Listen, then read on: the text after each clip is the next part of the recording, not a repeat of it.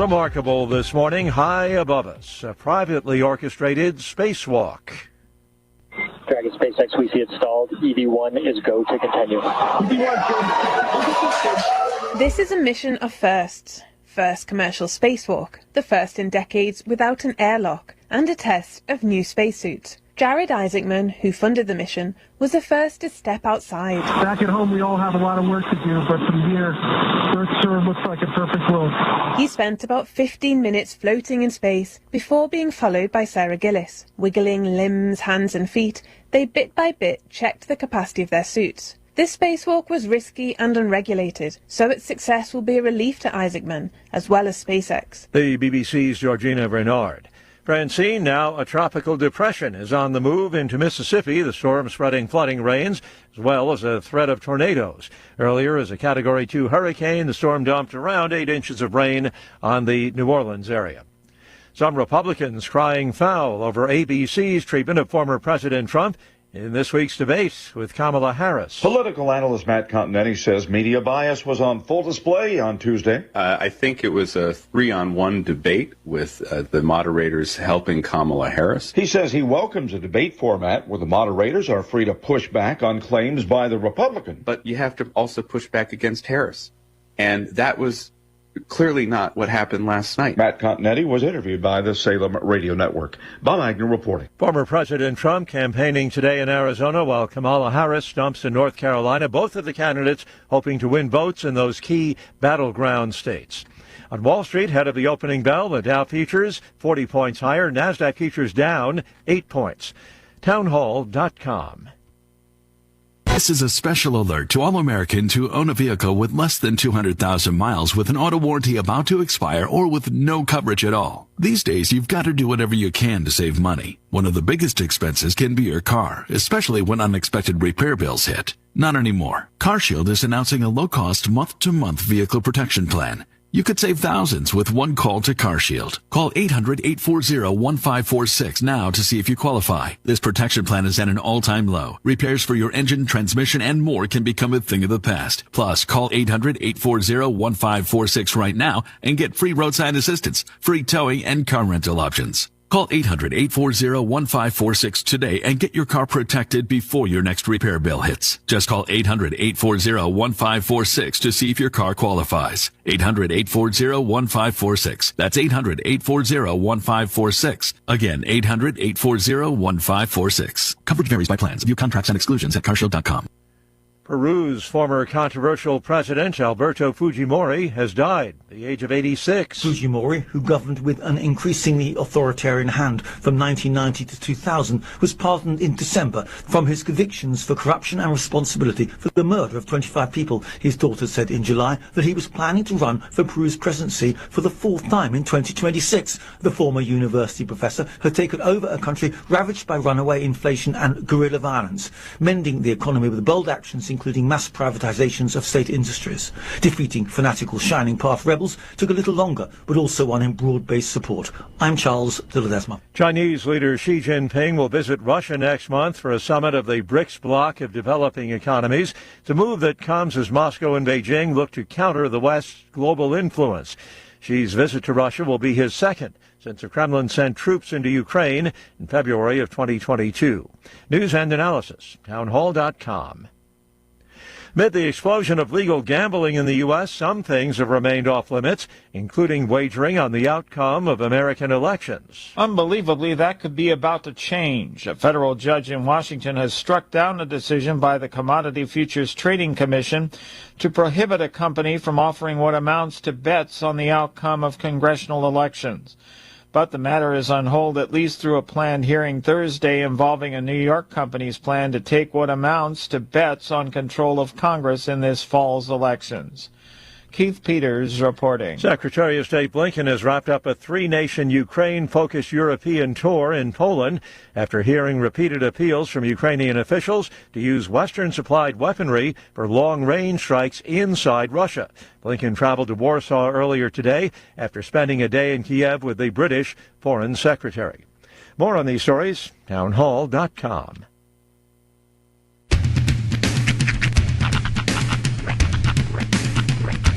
What in the wide, wide world of sports is going on here? I promise you, whatever scum did this, not one man in this force will rest for 1 minute until he's behind bars.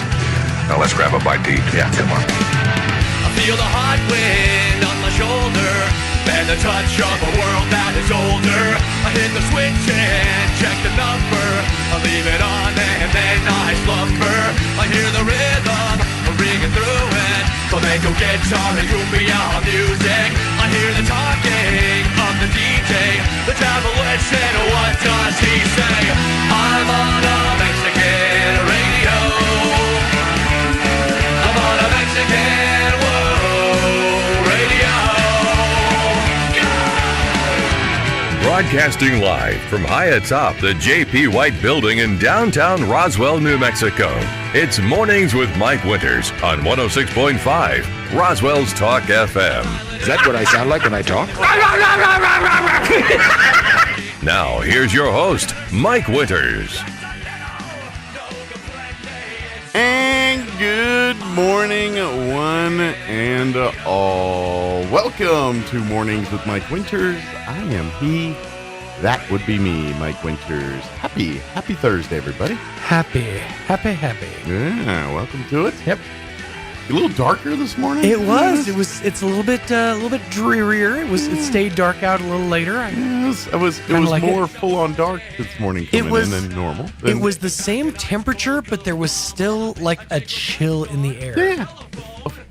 A fleeting fall feeling. Mm-hmm. Ooh, say that 3 times. A fleeting fall feeling. Fleeting fall feeling. But yeah, I was like driving to work, and I was like, hey, it seems darker out this morning than normal. Maybe, it's starting to change. So, at least it dawned on me this morning. I don't know about that. Change is in the air. That's right. But happy Thursday. Yes. Not technically fall yet, but we're going to call it. It's fall adjacent. Oh, by the way, it's going to be like 100 today. Yeah.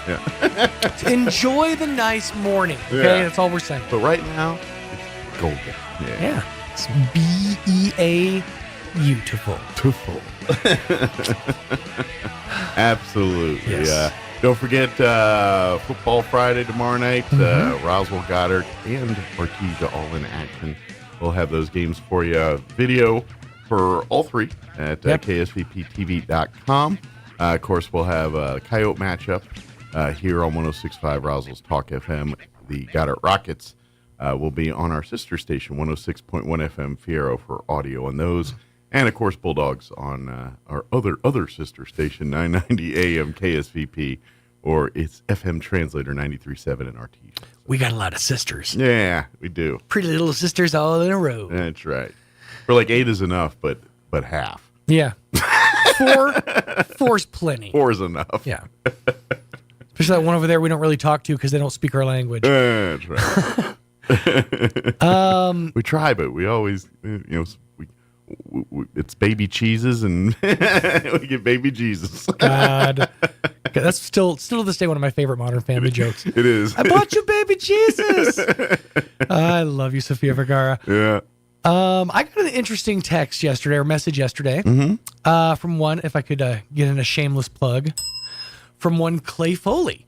Oh, okay. He hit me up, said, word on the streets is you're the guy that's going to be opening up for my show on September 20th. Ah. Yeah. So we chatted for a little bit. Yeah, seemed like a nice guy. Oh, he seems great. Yeah, we had a great conversation, and I was given maybe the best news I've received this part of this year. Ooh, that's pretty good. What's it? What's spill the tea? I only have to do 20 minutes. Oh, he cut you in half. Yes. Huh? I was so relieved. I was like, I even texted him. I'm like, TED Talks get 17 minutes. And those dudes are like experts in their field. Yeah. Like you gave me, they told me 45. So I've been stressing for the last, month on how I'm going to fill 45. I can do 20. I could do 20 standing on my head. That ain't no problem. Well, it was those other 25 minutes I was worried about. Well, if worse came to worse, we could pull the table up, and I'll just sit next to you. That's honestly, if I could. We just did this for. If I could just get a mic up there, yeah, like a mic and then a mic. Can I get Mike a mic? We'll just banter back and forth. That's right. We could finally do the thing we've been talking about. Exactly. the Mornings with Mike Winters. After dark. After dark. Mornings with Mike Winters. Nights. Yeah. That was always one of my favorite. Roswell Nights. One of my favorite things, like when a TV show would just, they wanted to do a spinoff, so it would just be Baywatch Nights. Right. Well, it all spun off, I think. The was it Showtime or Skinamax? One of those that had Red Shoe Diaries. Okay, I was going to say before midnight it's just Cinemax, but yeah, no, you're right. Red Shoe Diaries. Yeah, that was sort of the. But that was kind of that. They had that jazzy Red Shoe Diaries. I don't know, Mike. I never watched it. I have no idea what you're talking about. Right. Every boy in their 30s, 40s, and 50s watched it. I don't care what anybody says. I don't know. I never read it. I haven't read it. I have no idea what it says. Right. No clue. I've never heard of Playboy. No idea.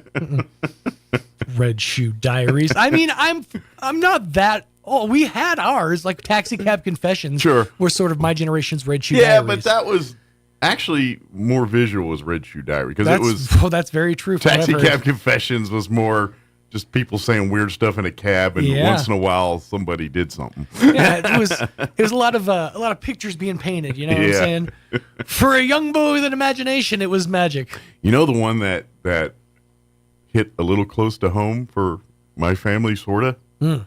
Was around the time when Taxi Cab Confessions was on. There was another show that came out right in that same time period. Probably was produced by the same people, called Hookers on the Point. Oh. You remember that show? I don't, but... It was a very documentary style show, much like Taxi Cab Confessions. Sure.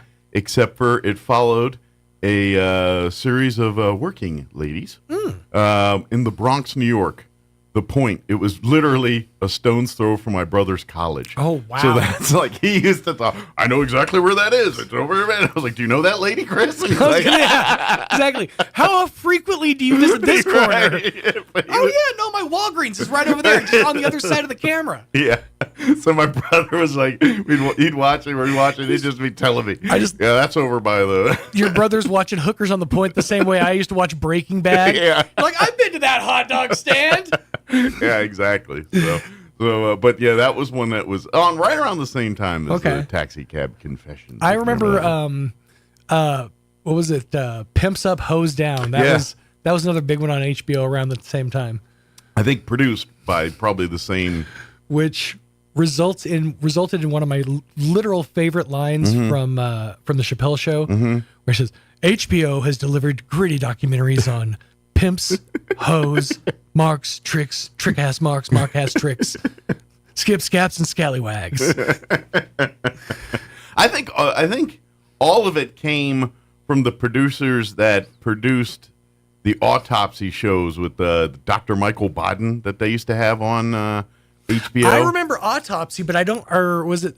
Is Autopsy or Celebrity Autopsy? I remember there was a show about like. Yeah, they were kind of the first ones to do it. And Dr. Michael Baden, which, actually, he was in the height of his fame. He was one of the OJ witnesses for, I believe, the defense. Really? Yeah. But yeah, he did. He had a show on HBO where he would basically and it was, I don't even think it was celebrities, but he would solve cases based on like for instance, like there was a person that was murdered or something, and they conduct the autopsy and they found out that in the guy's stomach they had French fries that were like cut a certain way, and there's like only one restaurant in town that cuts their French fries this way, and that actually was the linchpin that cracked open the case for them to solve how this person was murdered based on the French fries in his stomach. Homie, you gotta chew your food better. But that's what the show with the Dr. Michael Baden was. It was always stories like that. Right. I never watched shows like that because. Yeah. I get weird. I was making the joke the other day. If I was a surgeon, I'd have to turn in my badge and gun because there's no way I could. Oh yeah, me too. I be like, I show up, be like, all right, what are we dealing with today? Appendectomy? Gross. Yeah. I'm out. Nurse, could you handle this for me? I'm going to go throw up in the corner. That's right. I'm going to pass out when I see blood. making primary incision. Yeah. Passes out. Seriously, that would be me. I'm like, yeah. So. Yep, there's a very good reason that I got into morning radio. That's right. No blood. Well, minimal. Very little blood. As little as we can possibly make it. Minimal, yeah. Yeah. Minimal. So, all right, we better get the show going. We're going to replay some interviews for you today. We had the folks from the Roswell Independent School District join us. Assistant Superintendent of Curriculum, Jennifer Coles, joined us. Also had Ruben Bolaños and Elizabeth Hetty, who is she's head of guidance curriculum for the district as well. She works in one of the schools, but she's also she's got lots of hats. But anyway, we had a great conversation with them talking about the school board meeting on Monday and everything else. We'll play that for you. Earlier in the week, we had artist Greg Birch join us, debut one of his newest paintings, and give us an update when he's going on. So I played that interview for you in the 8 o'clock hour.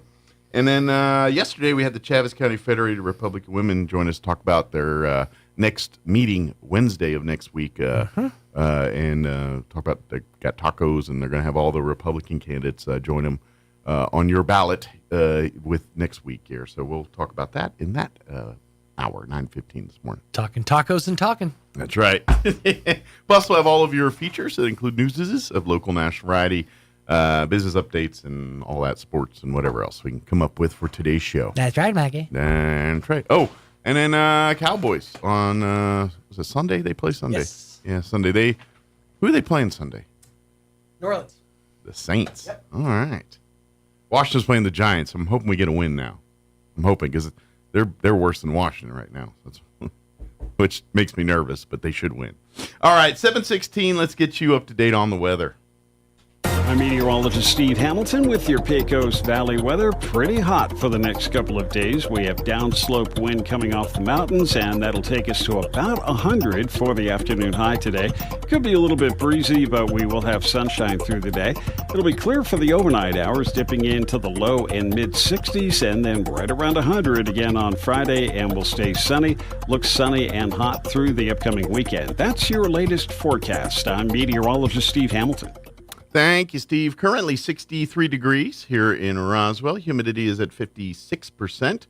Winds currently out of the south at 9 miles per hour. Expect a hot one today. As Steve mentioned, 98 is what I'm seeing, but 98, 99, tomato, right? Winds out of the south today, 10 to 15 miles per hour. Skies will be clear tonight. Looking at an overnight low of 62 degrees. Winds out of the south 10 to 15 miles per hour early. Expect winds drop down 5 to 10 after midnight tonight. Friday, another hot one, sunny, 99 expected high tomorrow. Winds out of the south, 5 to 10 miles per hour. Tomorrow night, skies will be clear. Expect an overnight low of 63 degrees. West winds 5 to 10 miles per hour.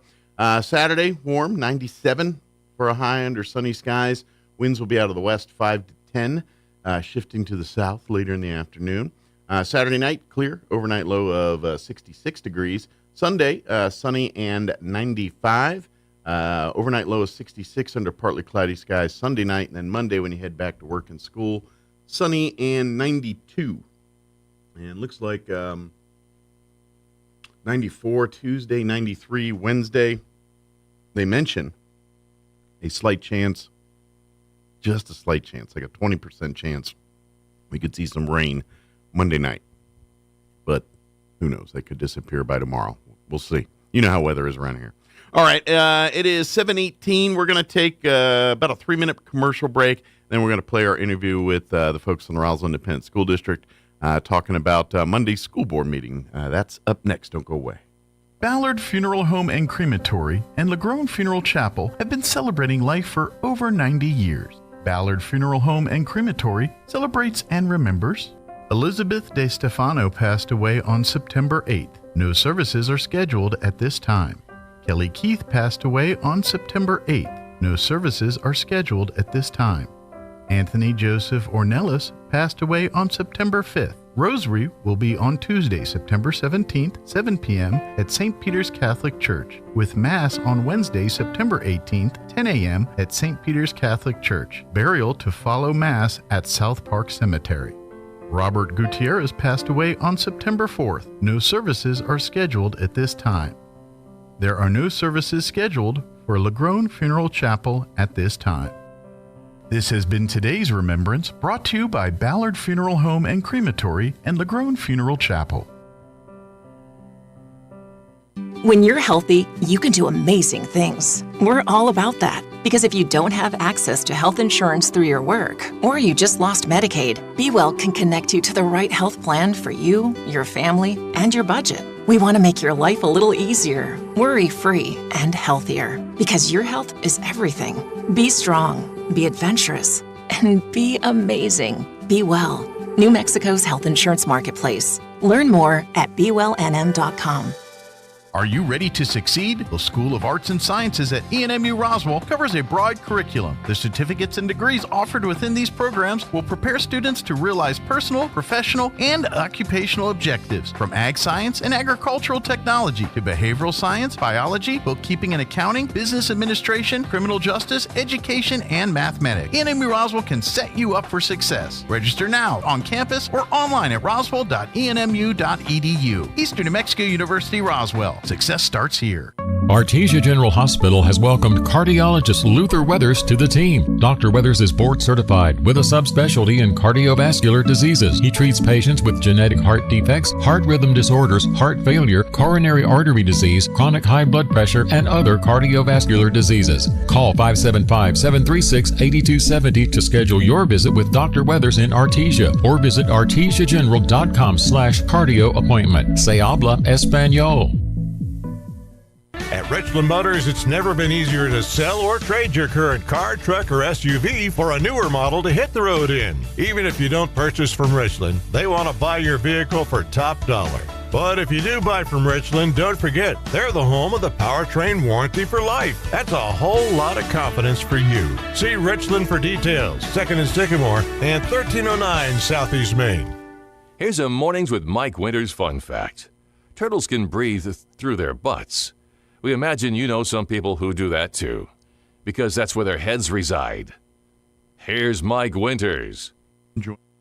And good morning. It is 23 minutes after 8 o'clock, and joining us in studio this morning from the Roswell Independent School District, Brian. Brian has sent 3 people to replace him today.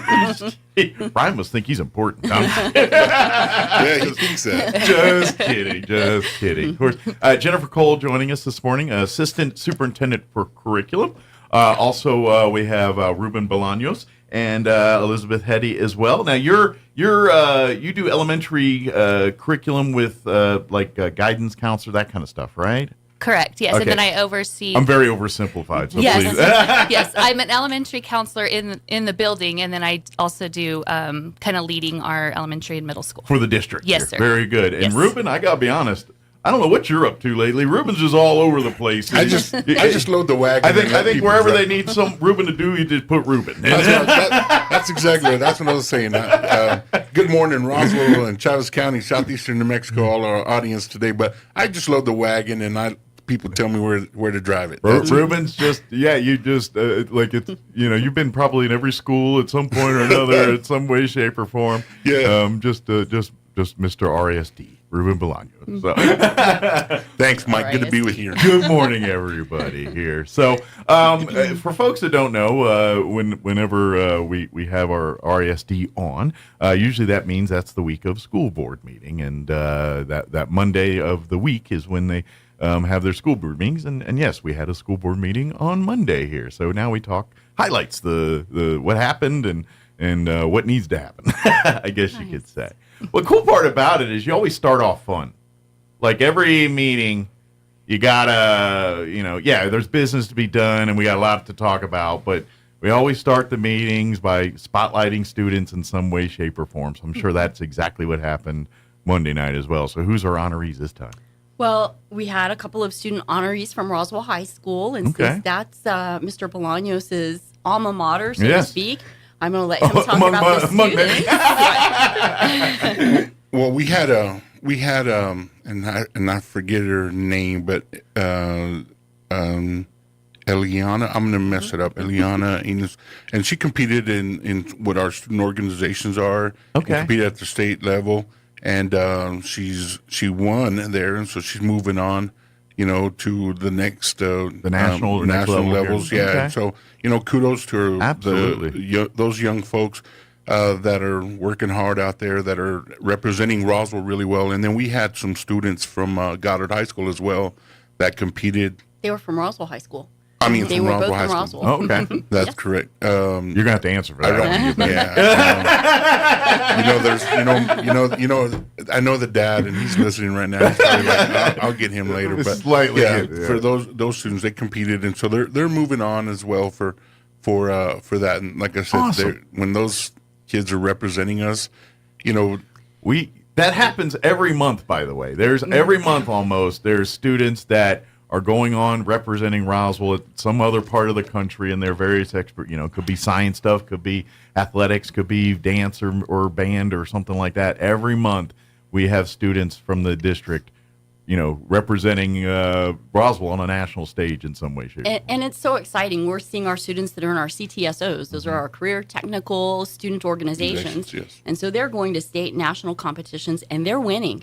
The two young men last night went to a STEM competition at New Mexico Tech. Okay. Which is great. That's amazing. STEM yeah. school in New Mexico, and they brought their little robot that they created. They used a 3D printer and put it all together. These kids are way smarter than us. I'm just Really telling you good. right now. It's amazing. You want to feel dumb? Go watch these kids. Absolutely. Yes. It is impressive. I love when I see these kids do amazing things like that, because it's, put it this way, you turn on the news every day and you get frustrated with the world, and I don't care what you believe in or what you're going to get mad at something. Mm-hmm. You know what I mean? And what fixes that for me every time is when I find these things. Those kids that are doing amazing things, or like Fair Time's right around the corner here. When you meet those kids and they talk about their fair stuff, and you're like, okay, now we're seeing some good kids here, and maybe the future's not as bleak as one feels sometimes. No, it's not. And it's awesome and I imagine that's where you guys are a little lucky, especially, where you sure, hard days, but you get to see those moments every day where a kid kind of has that breakthrough moment, or you see them, overcome something that they've been struggling with. That's the win right there. It's so interesting. We've been under construction at central office. We've been getting the new HVAC system, and so we moved back in a couple of weeks ago.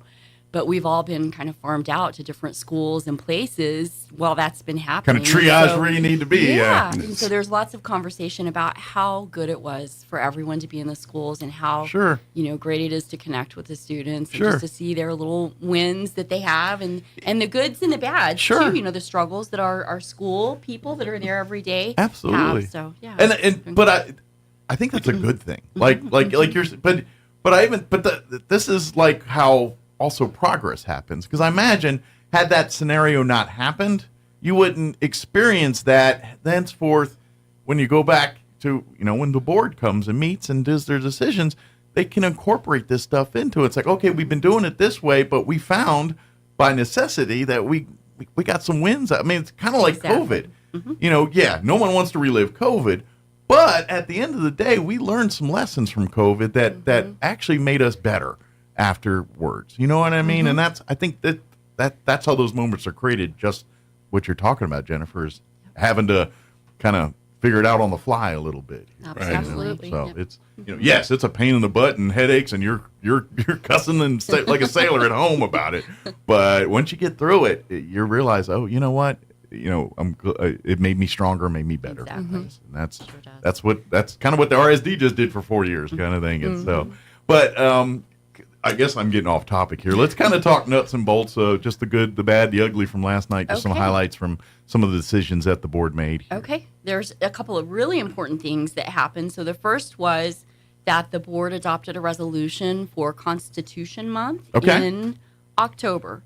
So that was a unanimous decision by the board, and so we have a National Constitution Day, which is September the 17th, and we have a service organization in the community who distributes constitutions. The to little pocket, or whatever you call them, the portable versions. So you don't have to roll out your. Hold on, let me get my parchment. So, I mean, it was just, we're already teaching the Constitution. We do that through our social studies standards, but it was really great just to have that brought to the forefront. Absolutely. That reminder of that founding document, and really pushing our principals and our teachers to be sure. That's, and I say this every time, I feel as Americans, it is a responsibility for every American to be well-versed on the document that is guiding how to live their lives here. Absolutely. Absolutely. And so it is very important that you understand exactly what you're able to do and what you're not able to do, and what you're protected from and what you're not protected from. And it is so great that that we have these programs being brought in, because I mean, obviously it's got to be age appropriate. You're not hitting them with all the begats at the younger level, but you got to make them aware. You got to make them understand it's a thing, and then as like humans are doing, we spend the rest of our life studying it and interpreting it and understanding it. Kind of like the Bible, a lot of similarities there. And we'll spend the rest of our lives trying to understand it. But it's so great that our kids are getting exposed, as early as possible to, at age appropriate levels, the Constitution and what it means in their lives. So. Yes, especially in a time we know the season, it's voting season coming up and everything. But regardless of party or any of those things, the most important thing is patriotism. And I think that this is a good opportunity, especially for the upper level, older kids, for our teachers to take that opportunity and remind them what being a patriot's about. And to me, knowledge is the ultimate patriotism. Knowing that Constitution, that's yes, to me, that's a responsibility as an American. It's a kind of an agreement. If you want to be here, you want to be a part of this, you need to understand what that means. And that's and it's great that we're allowing our kids to be exposed to that and to show them that at the earliest possible levels. Yes. So it's important. It is, and we have a new law in place that there's a day that is set aside to ensure that everybody has the opportunity to exercise their right to vote. Absolutely, so, very important. That's right, and so please do that. This is that important time of the year. Debates were on TV last night and all that here.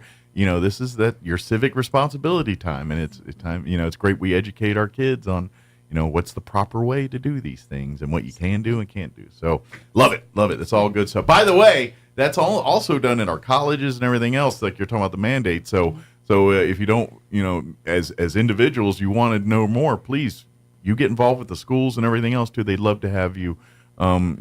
Be a participant in that and be on that too. Reach out to your class, your teachers, and your principals and things about that. That's actually on my list. Very good. Jump to the gun here. Sorry, go ahead. Continue on. Okay. So the other big thing that's happening is that September is Attendance Awareness Month. Okay. It's also Hispanic Heritage Month, but we're really bringing attendance to the forefront because we know that in our community, in our state, and across the country, there is an issue with chronic absenteeism. And so we received a grant last year to support improving attendance. And so we had a great team of people from across the community and in the district who've been working on this for a full year. Excellent. We know we don't have the data yet from the state, but we believe based on the data that we've tracked that we're already seeing a reduction in the chronic absenteeism. We're not talking about perfect attendance, but we're talking about kiddos who are they're missing, 45 plus days a year or whatever that number is. Yeah. And if they're not in school, they can't learn. So anyway, we had a campaign committee that put together this big back to school event.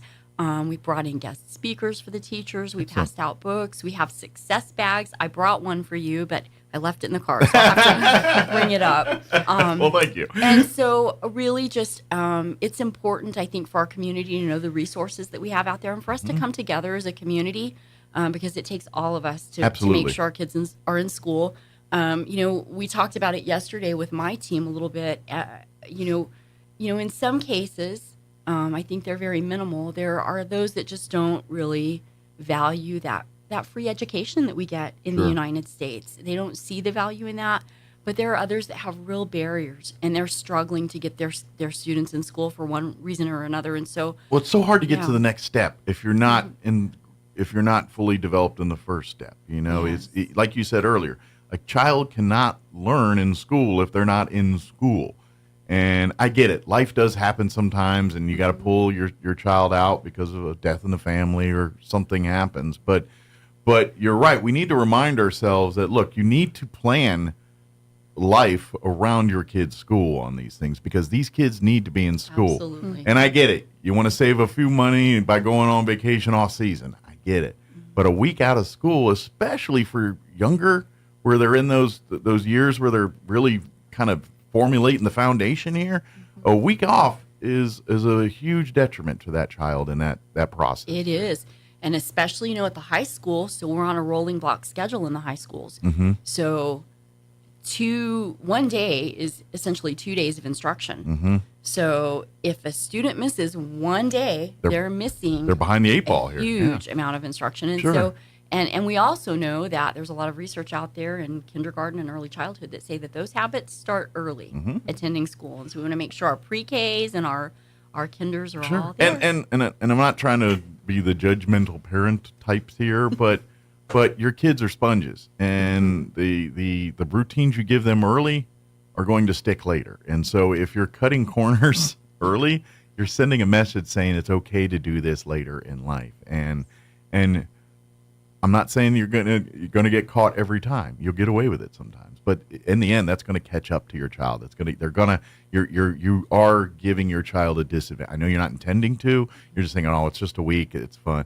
No, you don't understand that it's, especially when they're in those elementary ages where those kids are learning the basics to get to the next thing. If you don't have the foundation in English and math that they're learning in elementary, it makes it really hard in middle school and high school to do the more advanced stuff here. And so that's why it's so important. So yes, when they're learning the basics, they need to be there for every moment of that because it's constant reinforcement, and these kids, a week away is a week of not doing that, and then they come back and they don't retain it. They don't until it's second nature. You got to literally keep banging it into their head until it sinks. That's true.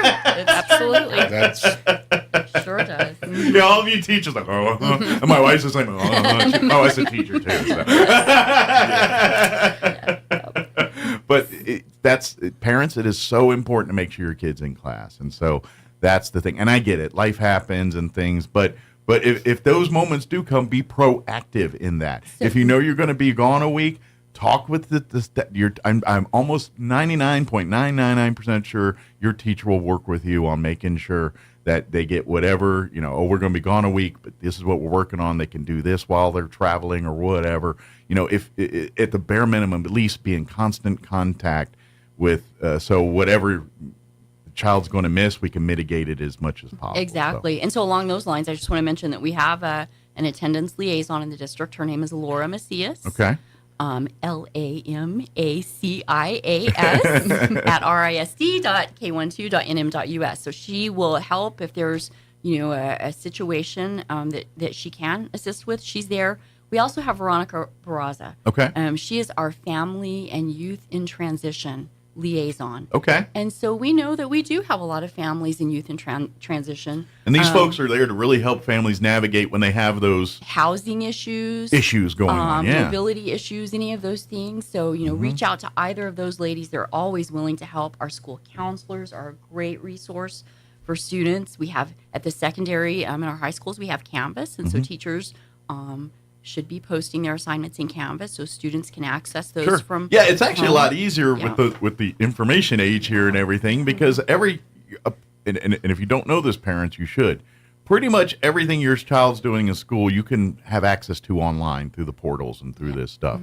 If you have a child in the RISD, as a parent, you should be in there weekly, at least just checking in on what's going on, and it doesn't matter if your kid's in kindergarten or in 12th grade. Yep. You can check all of that. You're stealing my notes, Michael. I have Sorry, I have a wife who's a teacher. I know things. So good. Yeah. We have the Power School Parent Portal, so parents can download that, log on, see how their students are progressing, and they should be doing that all the time. Yeah, kids, you can't do what we did when we were kids. Like, a teacher didn't give it to me. No, they can find that stuff. It's right there now. Yep. Those days are over.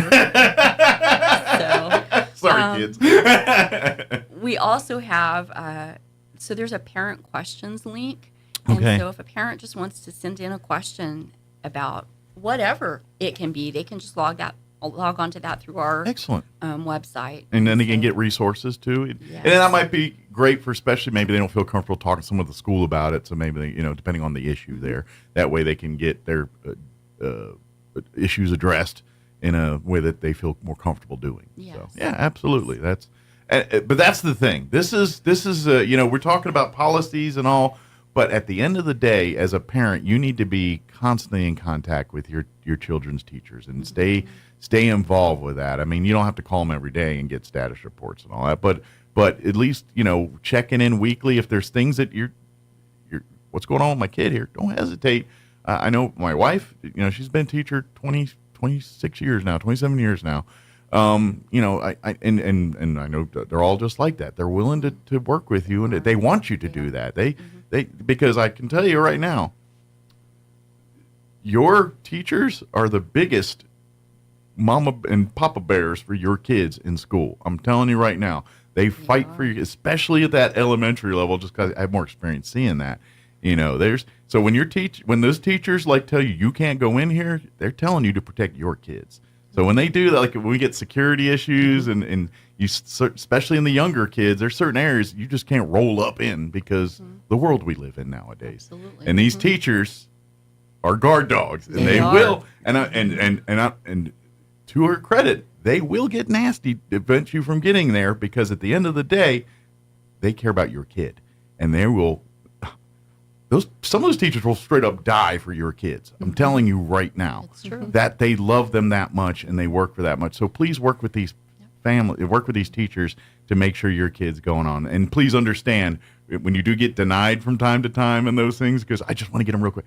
Yeah, but that's the kindergarten wing, and no one gets in the kindergarten wing unless you've got business in the kindergarten wing. Yes. Well said, Mike. I think that's well said. Absolutely. So please remember those kind of things when you're out doing. I know I get on tangents, but I have a wife that tells me things. That's good. And she's spot on. Spot on. She sure is. Yep. So those are the things we want to remember. It's like you got to remember those people in those schools. They're the biggest advocates for your children, and they want to work with you to make sure that your kid has the best and best chances and the most opportunities to succeed. Yes, they do. Nothing makes these teachers happier to see those light bulb moments and see those kids struggle, and then they get it. That's the win. That's what that's why every single teacher in that building is in that building to have those moments. That's why they're there. It's certainly not for the pay. It's certainly not for the workload. And for you people who think you get your summers off thinking that's some kind of vacation, think again. Go be a teacher. That's true. Sorry, I got another soapbox again. No. Preach This it. is why I You're talk. right. I get on Yeah, soapboxes. that's good. You're on good box. All right, let me bring it back in. What else was on the meeting that we definitely want to talk about here? At this point, I want to just turn it over to Elizabeth, because she talked a lot about school counseling and a new platform that we're using, and then about college and career. So we're doing so much pre-K through 12 in college and career. This year we're starting internships, and we're building that career exploration. And so Elizabeth has presented at a national conference, Elizabeth and her counseling team, on the work around college and career. So with that, I'll turn it over to the floor is yours. All right. So really, we've really just put a focus in our SEL, our social emotional learning for students. Okay. It is part of our strategic plan. So we have a curriculum now that we are implementing through K through 12th grade called Positive Action. And so it's taught through the classroom, teaching those skills that sometimes our kids just are missing. And they're not, it's not just about emotions, but we're talking about skills to succeed in life, in school, in all areas.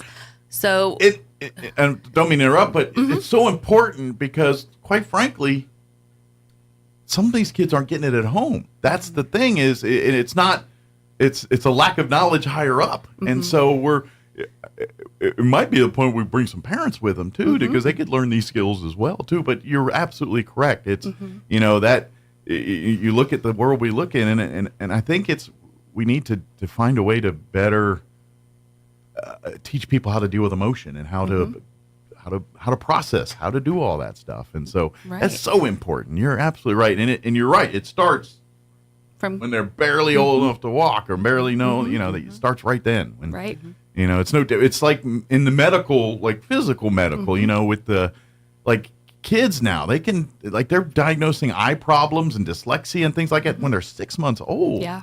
Most of the time, we didn't find out the kid was blind till first or second grade, and they're like, "Oh, we'll slap some glasses on this kid." Yeah. You know what I mean? And so we're learning, and so it's right what you're saying. We need to keep going with that, and not just that stuff, but the emotional developmental side and too. This is really impacting us because we're losing our functional language because we're not talking to each other. We're not talking to our children. Yeah, So we we're communicate seeing in 120 characters or less. Yes, absolutely. And back, you mentioned COVID. Well, I mean, where were we at with COVID? We were online, and so students didn't have the social interaction, especially our littles. I'm in the elementary level, and our kinders, first, second grade, they missed that vital time to interact with peers and learn those skills. Absolutely. So we're really focusing a lot on that, and so our counselors are supporting that.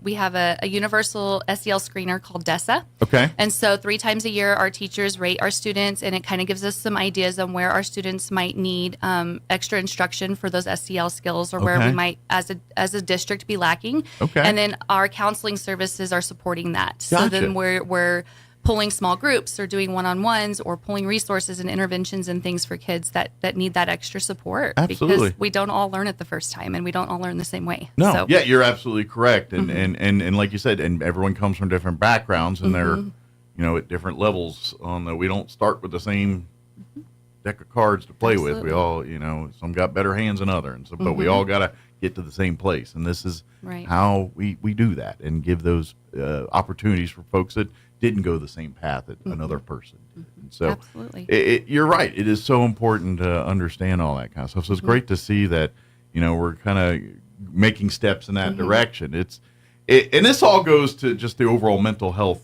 Yes. Like when we talk about medical science and, we've made great strides in certain areas of medicine, cancer things, we're like right there, but the mental health side of medicine, we're 20, 30 years behind everybody else or behind the other facets of medicine on that stuff. So this is the kind of stuff we're going to see. And I'm going to guess we're going to see a lot more of this in the time to come. This is kind of the start of more of this. We're starting to learn, hey, we can impact this at a much earlier level. We don't have to wait till they're almost adults to start addressing these issues. Right. We can get this from the beginning, and that's what we're learning. And we're at a point right now where I've been in education 15 years now, and this is the only time that I think I have ever seen a counselor in every school. So we're really starting to try to build that capacity and that availability for students and families, just so we have the resources for these kids and families to go to. And that's just it. Schools are the resources for more than just education for families now. I mean, look at the summer meal programs. I mean, the RSD is an integral part in that family's life here. Right. And so it is more than ones and twos and ABCs and all that kind Absolutely. of stuff. So it's great to see that that's coming in.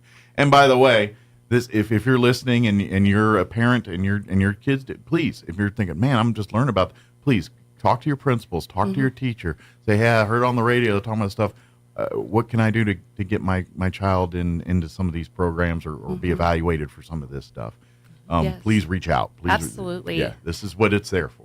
And our SEL curriculum actually has a family component, so that there are letters and activities and things that we will roll out to parents. We're still kind of in the early stages of that, but we're planning to get those rolled out so parents can have ideas of how to help with these skills and things at home as well. So there's a family connection piece there. Yeah, also. and again, I know from parenting, when you're trying to sink a message into children, it's so much easier when the message is the same across the board. So what they're learning in school and what they're practicing in school is exactly the same when they get home.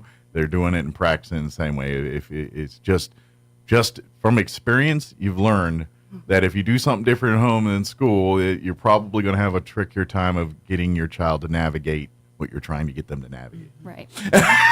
Absolutely. Just the thought. That's true. Consistency is the key when it comes to raising kids. Absolutely. That's the big lesson. And we can't do it without parents. I mean, absolutely. Well, yeah, we can't. If the teachers don't have full support, the parents are spinning their wheels, and vice versa. You hear that it takes a village 100 times, but that really, when it comes to your kids and getting them to be prepared to be productive adults, it takes a village of people and influences to make that happen. Right. Yep, absolutely. Again, another tangent. When I get on soapboxes. And I just, I want to say that this work is so important, and our community resources are really important in helping us provide some of it, because what we're trying to do is get away from duplicating efforts. Mhm. So, sometimes we have those students who are at a higher level of need. And so by having the DESA screener in place, we can identify those students and we can bring in the resources, Sure. either from within the district or the community to support them. Sure. And so it's really just And- being and- very strategic about. And sure, and the trick that you guys have to deal with and struggle with it, I don't know if, I think parents realize, but they may not realize until they think about it for a minute, but you're doing all this, but at the same time, you can't detract from the other students' education. And so you incorporate this into the classroom while at the same time allowing the other students to go the whatever normal curriculum or whatever, the path is for them. And so that's the dance that teachers and administration's balancing right now. It's all right, we have kids that clearly have special needs, special services that we need to address, but we don't pull them from the main group. Absolutely. How do we incorporate that they get what they need, but at the same time not detracting, but continuing the enhancement of the other students? And that's the dance that we're trying to figure out here. And so we're, and we'll face it, it's trial and error on some stuff. Some stuff works, some stuff doesn't. All right, let's go back to the drawing board on that here. And that's kind of where we're at. But like you said, we're starting to see programs that are making positive impacts and things that, we threw some stuff at the wall. Some of it's sticking. Absolutely. We got it. That's what, that's kind of what's going on here a little bit. Absolutely. Yeah. So. And we have so one of the things that discussed last night as well was, so there's a new platform. It's called SCUDA. And essentially what it is counselors are logging the services they're providing. And so what's going to happen is once we start getting information into this and start pulling data, we're going to start seeing a lot of where our time is spent. So if we see a high need in a particular area, this information is going to show us that, because we're going to see that we're spending a lot of time in that. And that's going to give us a lot of valuable information to find the tools we need. Establishing patterns, establishing trends, establishing, that's what we're doing here. And that's kind of what so please be an active participant in that. If your kids, are part of some of these programs and things, as parents, the best thing to do is work with your teachers, work with your counselors, working, that communication is the key. I've seen it 1,000 times. The ones that they have problems with are the ones where the parents and the staff weren't on the same page on things. There was headbutting or something going on there. The moment that now I'm not saying just agree with everything you're saying, but you work with people. If everyone's coming from the same places, we're trying to get this kid to the next level, and we all remember that, then we're going to fix this problem. Absolutely. And so while we're talking about parents and families, I just want to circle kind of to the flyers that I handed you. And so we have 3 things. We have a triple P parenting class that we've been doing for a few years. Very successful. If we have parents who are interested in that triple P parenting class, they can contact me or Elizabeth or the Parent Question portal. We have a Family Institute coming up on September the... I think you have the date down there at the bottom. Let's see. I'm looking at some dates here. This one, register 10 to 4. These are different locations. One in Roswell's 11-1. Okay. For the Regional Family Leadership November Summit. 1st, then for that one. And then we have bookworm babies that our early childhood family engagement specialists will be leading that. And that's September 28th.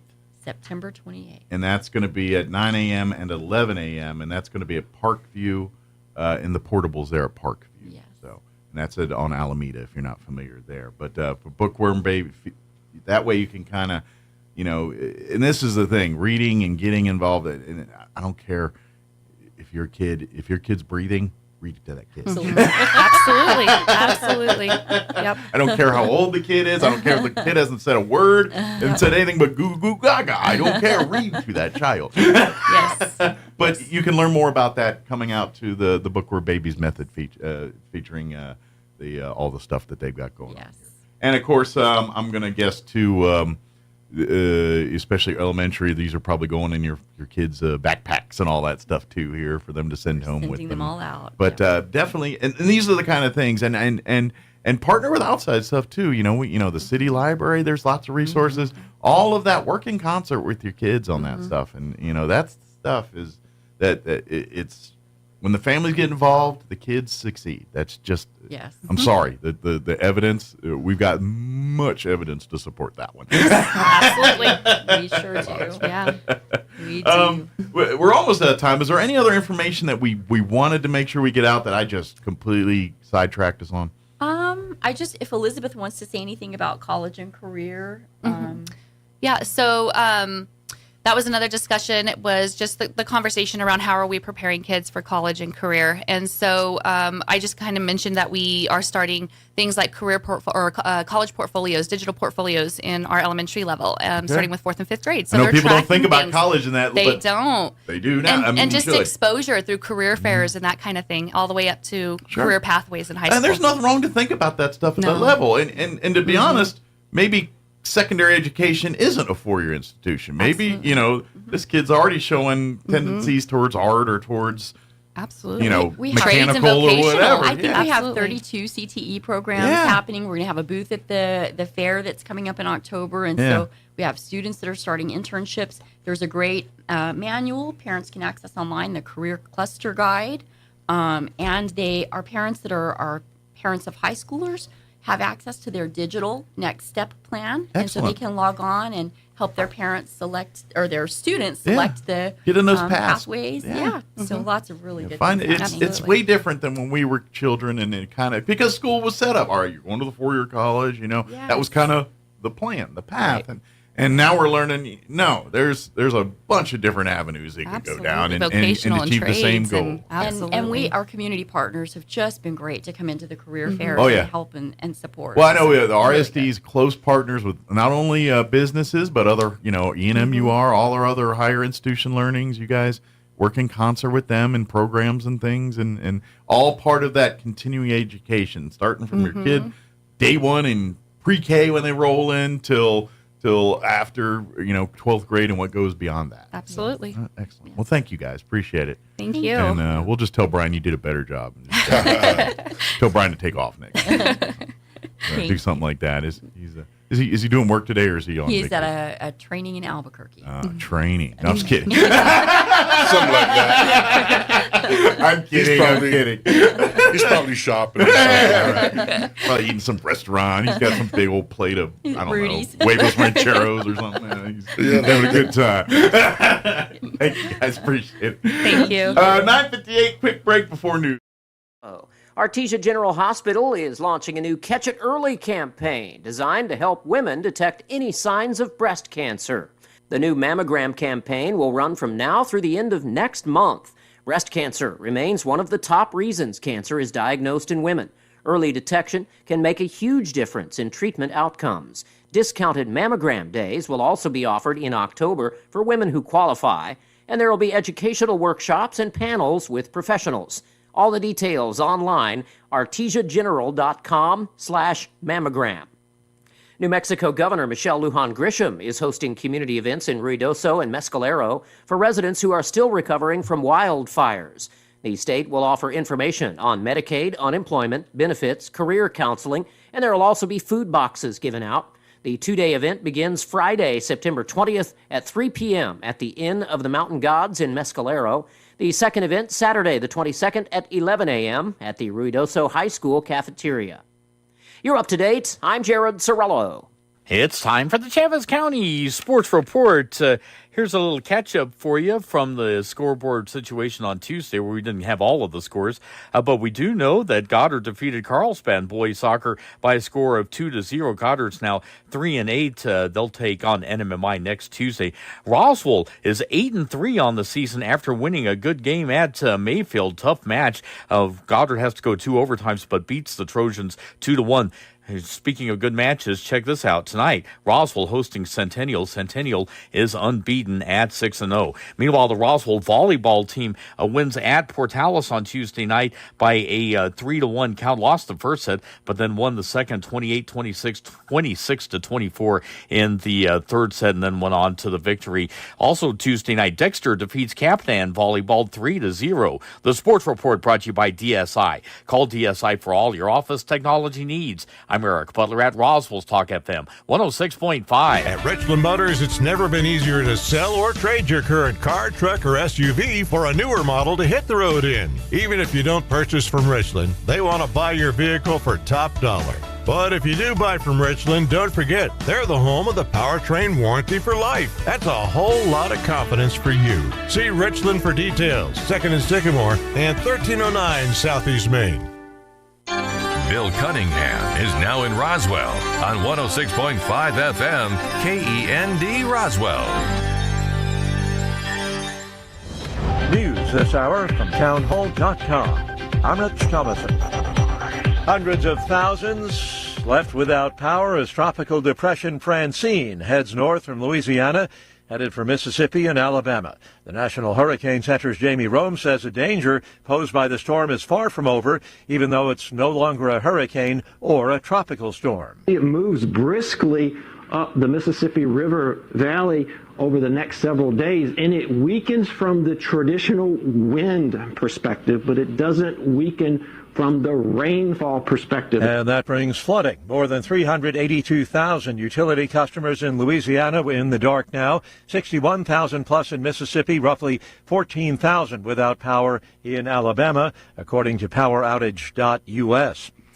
He saw the writing on the wall, and House Speaker Mike Johnson has scuttled plans for a vote on a funding bill to keep the government running for 6 months when the new fiscal year kicks in October 1st. No vote today because we're in the consensus building business here in Congress with small majorities. That's what you do. That's what I've been doing since I became Speaker. We're having thoughtful conversations, family conversations within the Republican conference, and I believe we'll get there. So people have concerns about all sorts of things. That's how the process works, and sometimes it takes a little more time. The measure included a provision requiring proof of citizenship for those signing up to vote. SpaceX makes history again. This time it's the first commercial spacewalk. Took place this morning when billionaire tech entrepreneur Jared Isaacman ventured out hundreds of miles above Earth. Wholesale prices rose 0.2% July to August. Prices were up 1.7% from a year ago. It's fueling speculation that the Fed will start trimming interest rates next week. On Wall Street, the Dow down 187, the Nasdaq 18 points higher. More on these stories at townhall.com.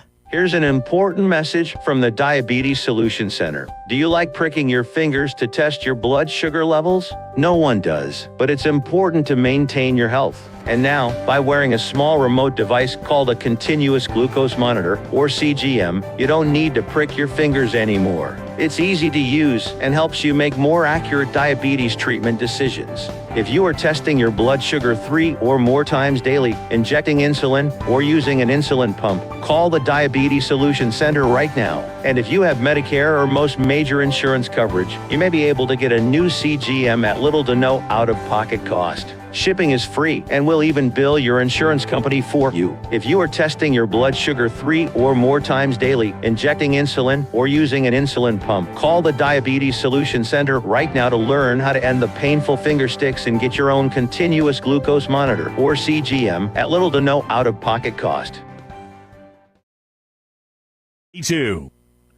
A former longtime Peruvian president, controversial figure who eventually ended up in prison before being pardoned and who planned to make another run for office, has died. Alberto Fujimori remained a divisive figure in Peru up until his death. He was jailed for corruption and human rights crimes and known for his iron fist approach to leadership.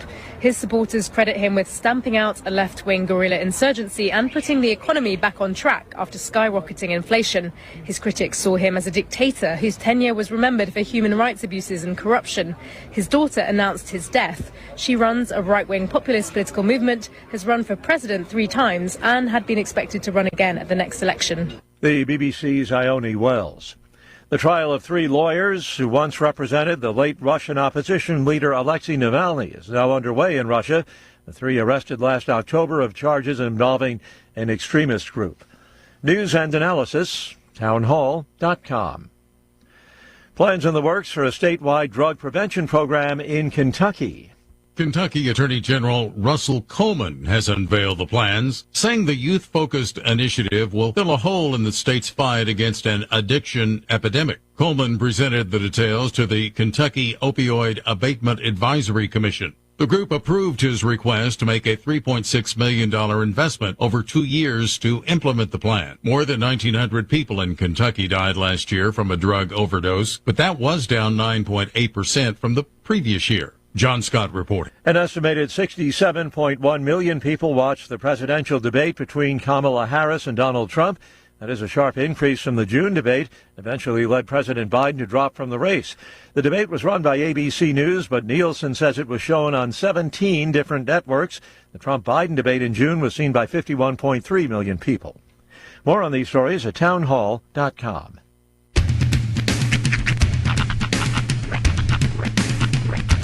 What in the wide, wide world of sports is going on here? I promise you, whatever scum did this, not one man in this force will rest for 1 minute until he's behind bars. Now let's grab a bite to eat. Yeah, come on. I feel the hot wind on my shoulder and the touch of a world that is older. I hit the switch and check the number. I leave it on and then I slumber. I hear the rhythm ringing through it. Flamenco guitar and cumbia music. I hear the talking of the DJ. The travel listen, what does he say? I'm on a Mexican radio. I'm on a Mexican radio. Broadcasting live from high atop the J.P. White Building in downtown Roswell, New Mexico. It's Mornings with Mike Winters on 106.5 Roswell's Talk FM. Is that what I sound like when I talk? Now, here's your host, Mike Winters.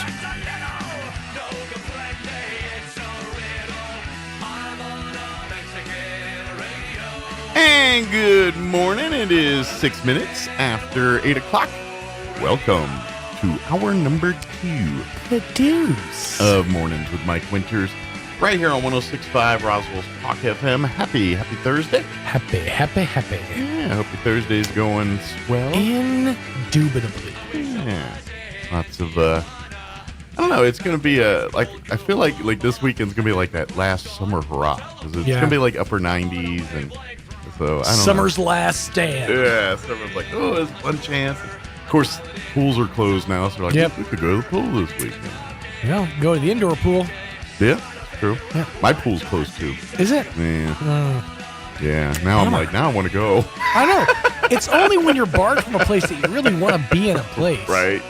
That's exactly how it is. It's like, yeah, I didn't want to all summer, but now you closed it, I'm itching to get in that pool. Although I will say now's the time to get over to your local big box store and stock up on all your goggles, swim towels, Fanoodles, floaties, yeah. Fun stuff for next summer, because now clearance prices. Yeah. Pool noodle. I wonder if there's like the guy that invented the pool noodle.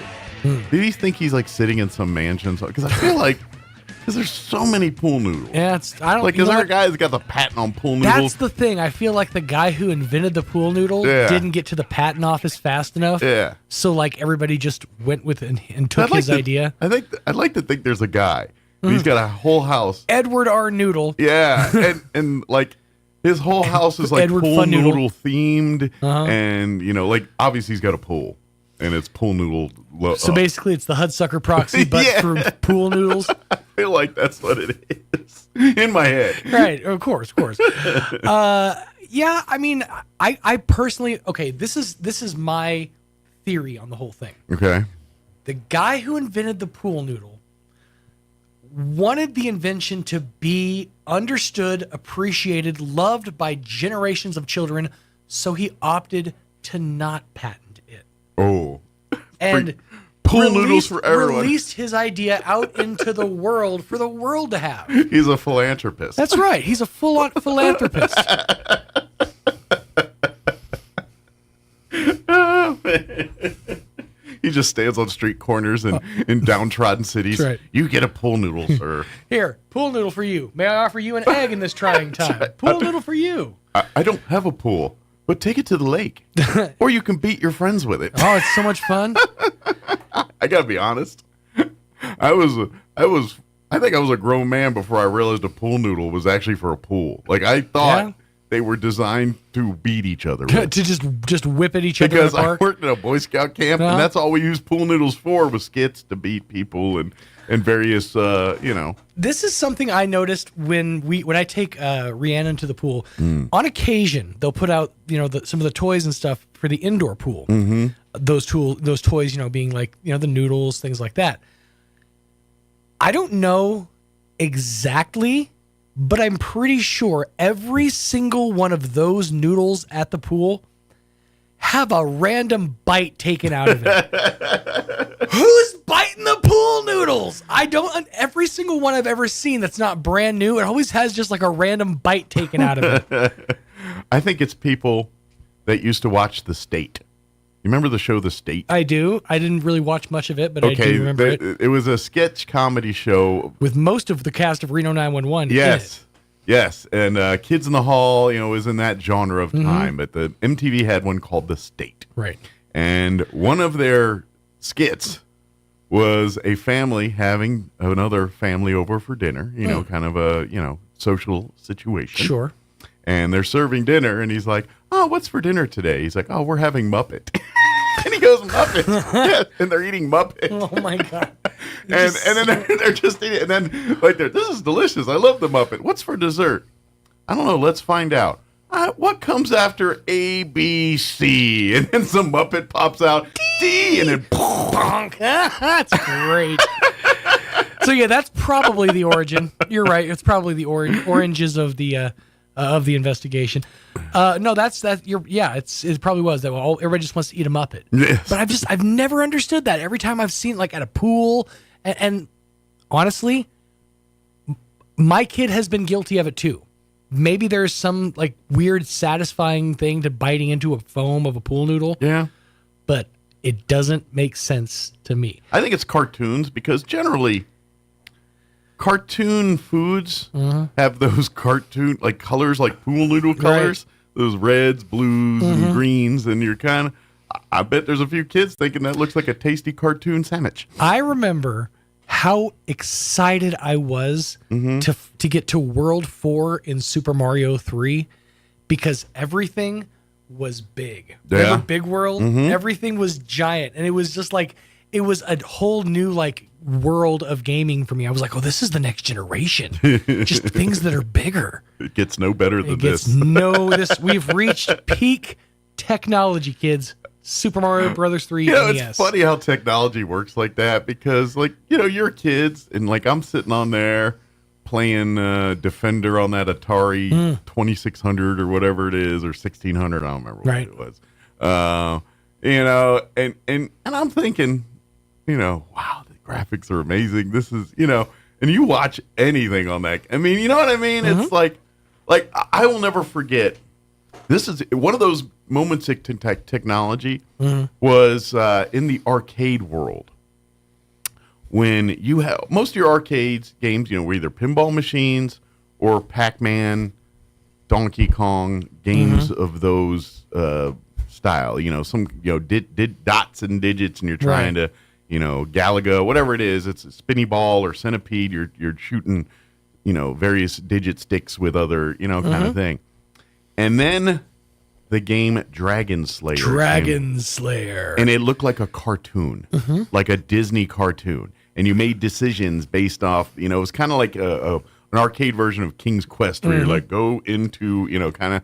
And when it showed up in arcade, it was a game changer in the arcade world. Because, 100%. And I remember because it was like one of the first games that said, we're putting 50 cents on this one, not a quarter. This is cinematic graphics, and this will be worth it. However, if you do not have lightning fast reflexes and hit the left or the right at the exact moment, your game is over. Oh, yeah. They rigged those arcade, like I watched a whole like documentary on that. They rigged those Dragon Slayer machines to be like you have to nail it within like 2 milliseconds of the command in order to pass. Yeah. It was stacked against you, as most arcade games were. Sure, yeah. Turn the difficulty up to 11. That's why, to be honest, that's why you occasionally find documentaries on Netflix about people beating Donkey Kong or beating Pac-Man or something. Yeah. For my generation, the game changer at the arcade was the was probably the rail shooters. Yeah. Where you got, you had the gun. Not like the adhered gun, but like they gave you the free range rifle. Yeah. Or almost like a BB gun looking. Yeah. Yeah. There was one, I still see it every now and again, called Carnival. Okay. And so you were like in an evil carnival. And your gun actually like would ricochet. Like it actually had a little action to it. Yeah. So like every time you shoot, it go. Give you kind of a recoil or something. Yeah. It was a realistic And I don't know how much that led to the future that we found ourselves in of an incident every other weekend, or week. But like I remember it was a big deal to play pole position because some of those arcade machines, you actually sat in a chair and got into it. Not all of them. Like if you go to a Pizza Hut and found pole position, it was usually just on a standard box arcade. But good arcades, you go in and pole position was you sat down and had a steering wheel, and it was like, oh, it's like really driving. Now, granted, the graphics were so rudimentary, but it felt that was the closest thing. Like I'm actually in a car with a steering wheel and a gas pedal and a brake. It's funny how little things will make you become like a member of a thing for years. Mm-hmm. I was a member of a church youth group, and that really got me there. And I made one of my best lifelong friends because they had arcade machines. And what they had was you could open the door of the cabinet, and you hit a little thing, and it would give you credits. So you didn't have to put quarters in; you could just stack credits. And those two games, one was like a 3D Tetris; it was like overhead, and the other one, I do not remember the name of the game, but it was a basketball game, but it was cartoony. I want to say that the one where they could shoot the fireball shots? Not NBA Jam. It wasn't NBA Jam. It was, but it was like a 3-on-3 thing or something. Yeah, it was kind of, maybe Slam Dunk. Basketball? I think you know what, Slam Dunk sounds right, because I remember you could do like slam dunks from half court if I remember right. If you had enough power up or whatever. That's just the regular. That's the basketball shoot game. Hang on, let me if I spell it right. Yeah, I kind of... Was it called Pop-A-Shot? I kind of vaguely remember that. I feel like it came out around the time that little NFL Blitz game happened that was kind of like an arcade version of like football. It had like the real teams and what, but it had like that same kind of, you could throw bullet passes or these flaming passes that, or do these flaming hits that knocked a guy like into the next computer. It was stuff like that, if I remember right. Was it? Okay, maybe this is it. Double Dribble? Double Dribble. I feel like that was a Nintendo That was a Nintendo game, yeah. No. Yeah. Double Dribble. Double Dribble. All it keeps showing me is those stupid basketball shooter games that from like arcades now. I'm like, no, I seem to remember. I'll have to do some digging on that. Yeah, I'll have to look for it. But yeah, I do remember those were the big deal. And then at the camp I used to go to, Lone Tree, they had a tabletop Pac-Man game. Oh yeah, I remember those. You see those with the scroll wheel. You'd see those in Pizza Huts a lot. That's where you'd see those. But one more thing, and we probably got to get going. But I remember the biggest thing was like, okay, the arcade games are now out.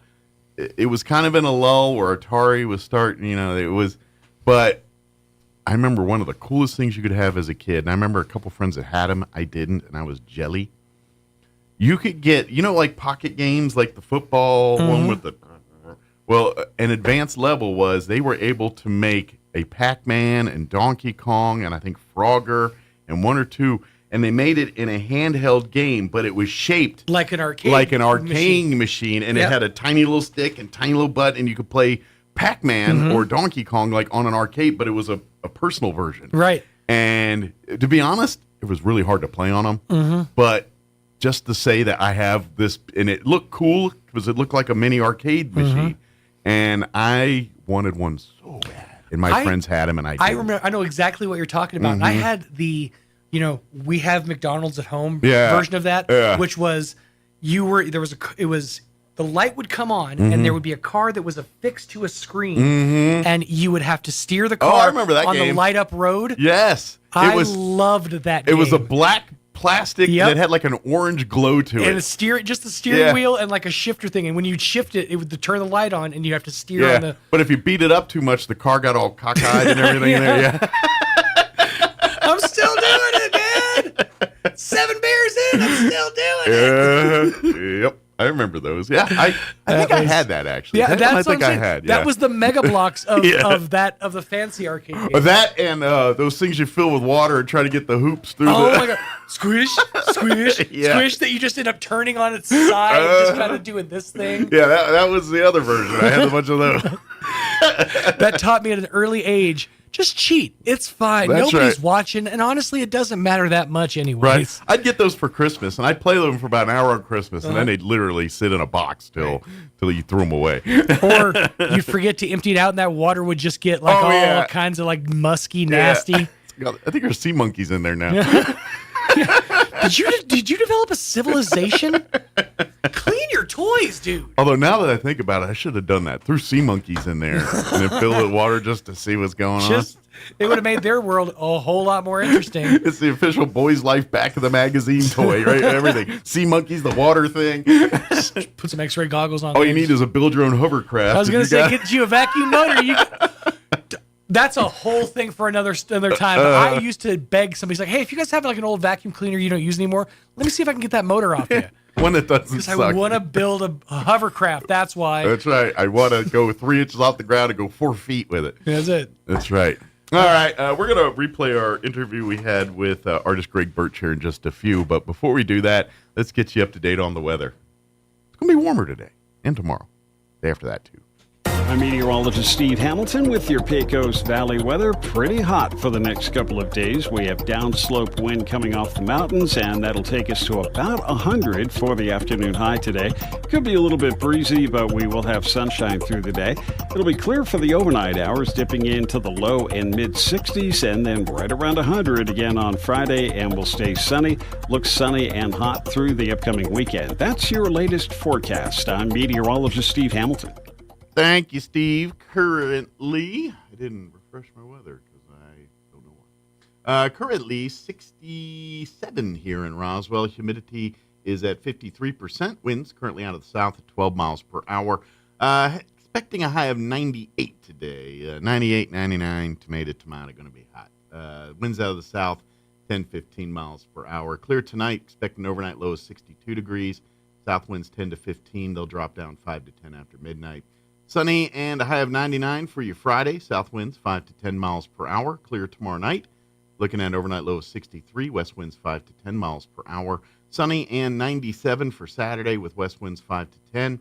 Sunday, mostly sunny, 95 for a high. And then Monday when you head back to work and school, mostly sunny, 92 are expected high there. It looks like 94 Tuesday, 93 Wednesday. So low to mid-90s for at least the first half of next week. They do throw in a 20% chance of rain on Monday, but we'll see how that shapes up as the weekend progresses. All right, 22 minutes after 8, we're going to take a quick commercial break, then play our interview with artist Greg Birch on the other side. Don't go away. You're listening to Mornings with Mike Winters.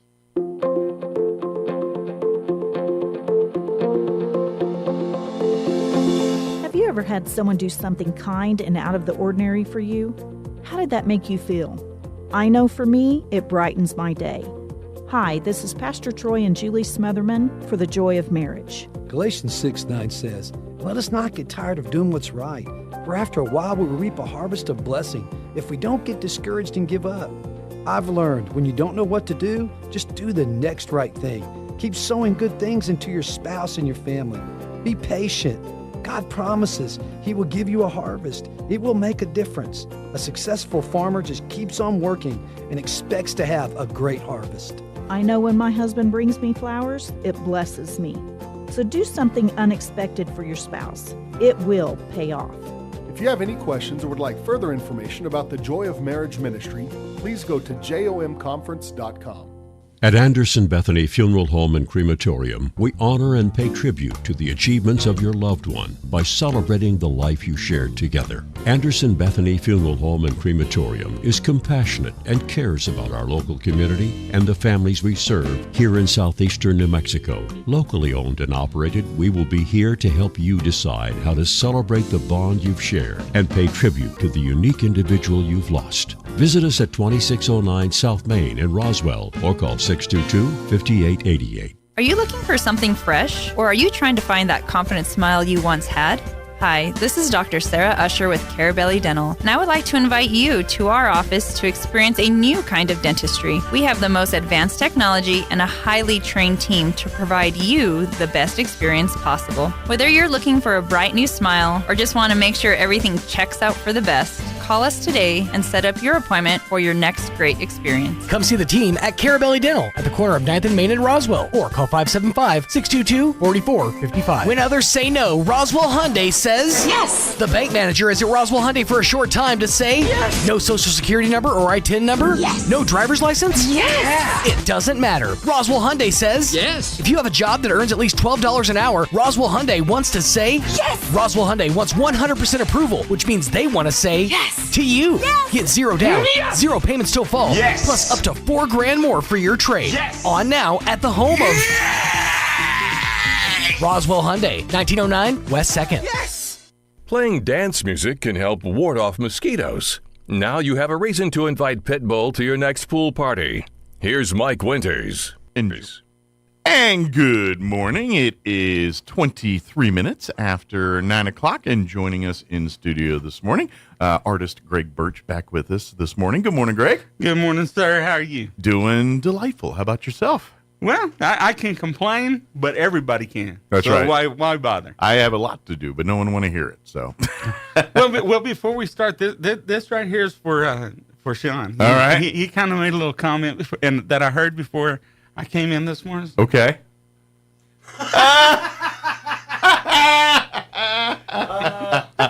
Just for you, brother. Man knows how to drink water. Yes, sir. Very good. Of course, Greg two-handed his water for Sean was making the joke about that earlier in the last hour. So, no offense, people. Good. Just making a joke. We gotta have fun, man. Everyone have. We all. Just if you can't laugh a at joke. yourself, then what can you laugh at? That's the way I see it. Hey, and I give people plenty of stuff to laugh at me about. I do Come too. on. I mean, trust me, some days I can't get out of my own way, and I'm just a complete idiot. Hey, I posted one of my little incidences on Facebook, and I don't recommend people do that. It's not fun. For folks that aren't aware, Greg is a local artist here, and he's a friend of the show here, and has been actually donated various. If you see the art in the studio, that's all Greg Birch. But when Greg is not, making his living being an artist, he spends a lot of time doing like historical art for museums and various other entities all over the world, not just here in New Mexico, but all over the world.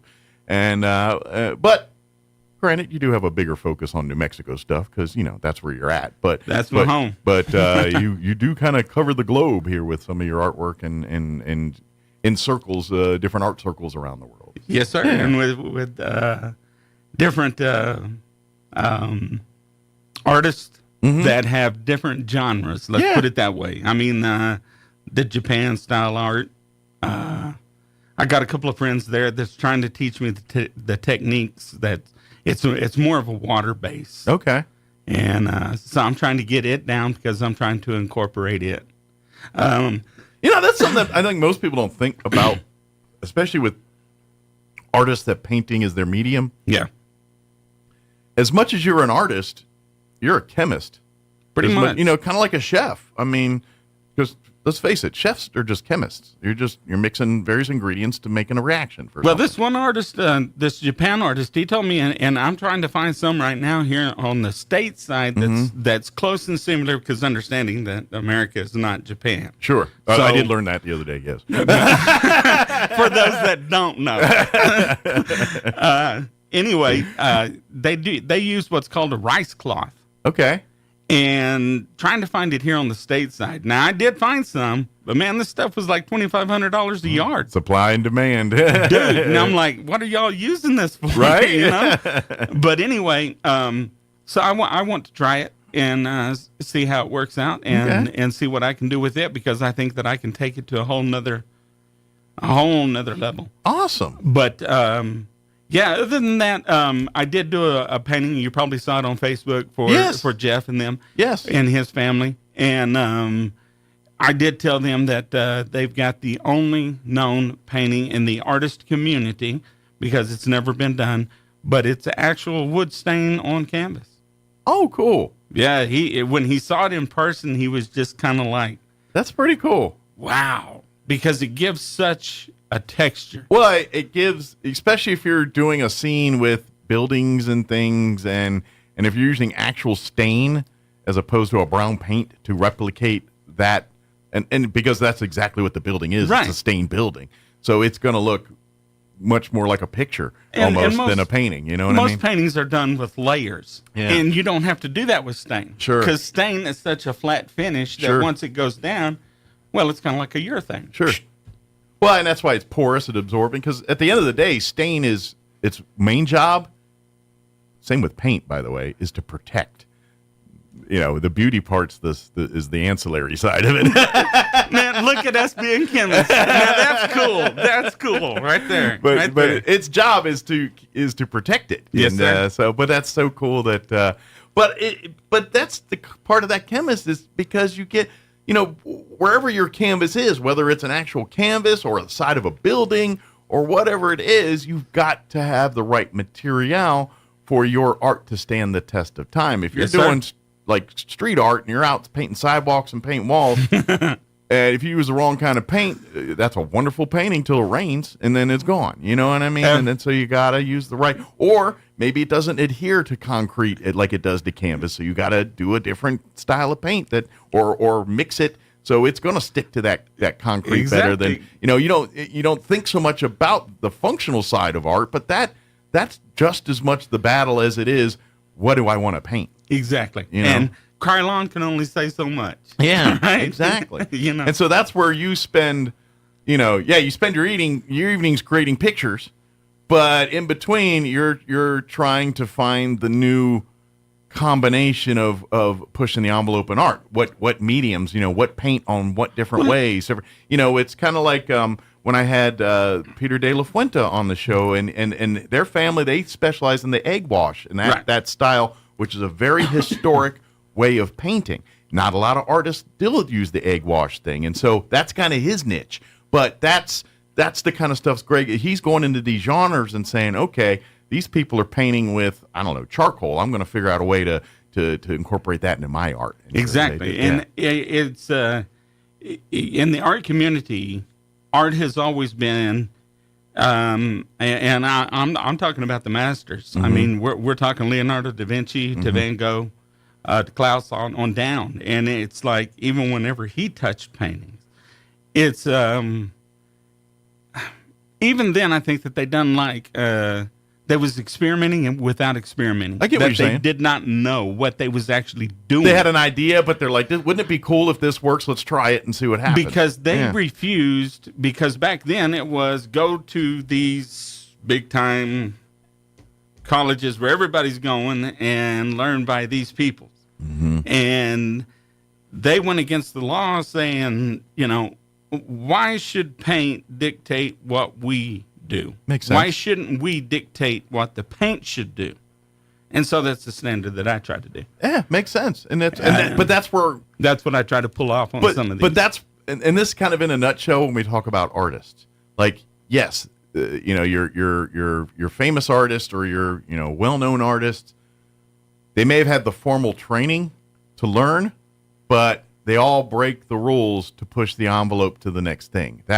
You got to. It's music's the same way. I believe you got to understand how structure and music works and know notes and all that. But once you know all that, then you can break the rules. Then you can experiment and with play. It. And art is very much that same way. Yes, you got to know the techniques. You got to know the mediums. You got to know the basics. Oil and water don't mix. You got to find the way to those are the things you got. But I found it. But exactly. But But once you find it, you find the way to mix. And that's you learn the rules. You learn the techniques. Same thing with math. You learn the formulas. You learn the things, and then you learn how to apply it to push the envelope. It's no different in art and everything else too. And the oil and water. Now I'm just waiting for that trademark to come through. But I've got the painting. Mix. Then I can do something with the painting.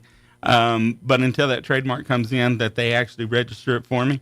then I can start giving out the process of how I found Absolutely. how oil and water can mix. Till then, it's a closely guarded secret till you can get some monetization situation on this. And by all means, I flunked science in high school, dude. But that's science, and really, at the end, yes, I mean, because it's dangerous in the fact if you don't know what chemicals can do and then you mix them, that's dangerous. But if you kind of know and you're just like, let's see what happens, that's the science part. That is, and to be honest, that's what your scientists, they're doing the same thing. They're just doing chronically amounts of documentation and data to verify and compare and contrast the results to the other thing they did. Truth. But that's what they're doing. When they're trying to find a cure for cancer, they're basically trying different things on different things and seeing what kind of results they're getting. Yeah. And if you get a good result, then all right, let's make a note of that. If bad result, all right, let's steer away from that. Mm-hmm. And I'm a fond believer. Sometimes you got to break a few eggs to make the omelet. That's just the truth, and especially when you're in a creative world, when you're trying to do. Because let's face it, paint's been around a long time, thousands of years, and thousands of years of human history have been painting. How do you do the next thing? And I don't even think we've touched the cusp. Yeah. The cusp. But how do you do the next thing? How do you get to the next? How do you and that's the beauty of it. And so that's in a nutshell. It's kind of that's art. That's the life of art, and that's your world. The beauty of it. Yeah, that's your world. Is what that's what at 3 a.m. That's why you're doing what you're doing. You know what I mean? And you're like, dude, go to sleep. Shut up. Already. I get it. So tell us about this latest painting here. This one here is going to be in. It looks way better in person than it does online. I did see this one online, and so this is the first time I looked at it up close, and it is a very cool painting. And this one here is it depicts Paulita Maxwell of what she said, the accounts of the night, of how bright the moon was. Boy, I mean, it was almost like daylight. Well, it almost has a ghostly look to it, And what she didn't understand, and what I don't think a lot of people understood, you can see up there in the corner how bright the moon is. Yeah. Of course. Okay. There's this thing that we learned over a period of time that's called light refracts. Okay. Okay, just like in this room, these microphones. You have a refraction, which means that light displaces itself. Okay? Hence, like, you look at a mic and you see the glare and, like, the shadows, but, the light's hitting it different, so you got to reflect it that way. And so you're basically trying to recreate all that in the art itself. Exactly. It's all got to jive, and this is where you have to get art right, because if you're trying to reflect a moon from this angle, but then your shadows don't jive, or the light reflection doesn't jive, then it's suddenly, that goes from professional to amateur. Look at this amateur. The sun's up here, but the shadow's going the other way. That don't make sense. And this is where Van Gogh painting Starry Night. Most artists just did not know this about him, but the truth be known, he hated that painting so much, but there was so much truth in that painting, because at this point he was in that asylum when he painted it. But he painted refraction that we know refraction today, just off of that simple study. Because at night, light refracts different than it does in the day. That's why he said, without knowing why he said what he said, that you can see better at nighttime than you can during the daytime. I guess you can say that's why I'm painting at 2 and 3 in the morning. Right. And you're like, dude, the chickens haven't even crowed. But anyway, because the light just hits the canvas different. Gotcha. Okay. Because I don't have the sunshine that night at nighttime like I do during the day. So what she didn't know when she gave the statement during her interview was that we was going to have this thing called history that was going to tell the truth. And the truth is that this porch had an overhang. Okay. So she didn't take into account. Now, the first thing, whenever the historical account of it took place, she didn't say, like everybody stated, Billy escaped because he had such a love affair for this woman. And he went to Fort Sumner. There's things in history that was left out, and it's called the truth. Mm. And they're trying to decipher from what that truth is right here. Because this is within 97% of how she says that night looked. Okay. There is no way to her account. Plus, she doesn't even give an account of somebody that you say is in love with somebody. Sure. The very first thing that came out of her mouth was, it was a full lit moon night. So clear that it was like day. Yeah. Okay, but she didn't say that she burst into tears because... Yeah, if someone's in love they're not going to notice the night. I mean, it sounds so cold-hearted. Yeah. The thing you remember is... Sure. The night? Mm-hmm. I know people today... I'm not saying they remember it, but that wouldn't be the first thing out their mouth. Yeah. That might be detail 7. Exactly, not the first thing. Yeah. So anyway, to go on with it, she didn't, I think, know that history would catch up. Who would in the 1800s? Absolutely. They're not thinking of that. And I mean, back in the 1800s, it was lucky to scrape a living. Sure. People don't understand that money was scarce and time was plentiful. Mm-hmm.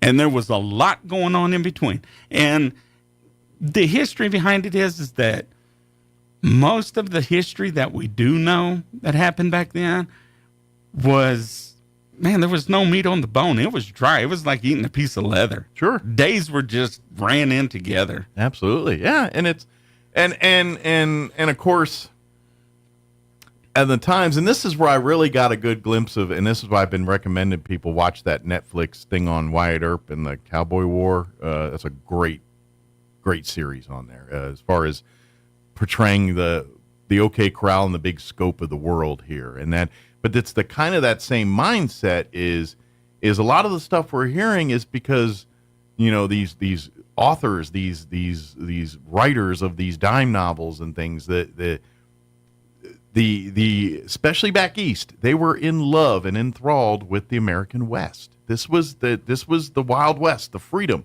These people are stuck in cities and and they're reading these accounts of these cowboys riding the plains and doing, so there was a romantic notion of everything that went on out west to the big scope of the world here. And so that's why Billy the Kid and Wyatt Earp and these people are still legends 100 plus years later.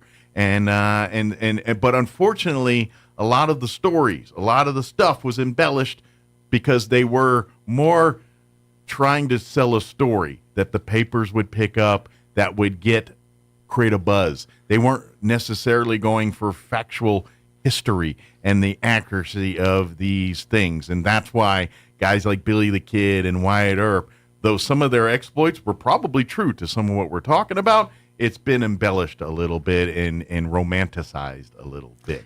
And see, and one of the deals that I just barely found, and I'm going to present this to my art community people that I'm in cahoots with. Let's put it that way. I found this article, okay, and Pat Garrett at the time is supposed to be hunting Billy the Kid. And the town, Lincoln County, is in an uproar and saying, you ought to be out there looking for him. My true opinion is that I really think that Pat was wanting the kid to just get out of here. Right, just go away and stop being a problem. Because he stated in his own words that if it ever came to a gunfight, that Billy would take him. And there was an article all the way over in New Orleans. Okay. During this time, New Orleans, which is a million miles away in that world back then. Okay. Yeah. They had an article that was published, and it stated that Billy the Kid, was this two-handed gunslinger, all of this stuff like dime store novels would do. But in the newspaper article itself, it states Billy the Kid has been seen in Fort Sumner before it was even printed. Interesting. In New Mexico. Interesting. How did this happen? Yeah, that is a bit head-scratching, huh? Like somebody knew something about something. Because there again, in history, you can't have both.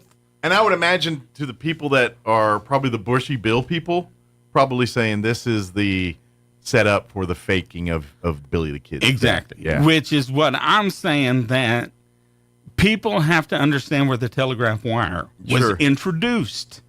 Well, it just how factual was it out there, and how much of it was just people said some things and it spread and got.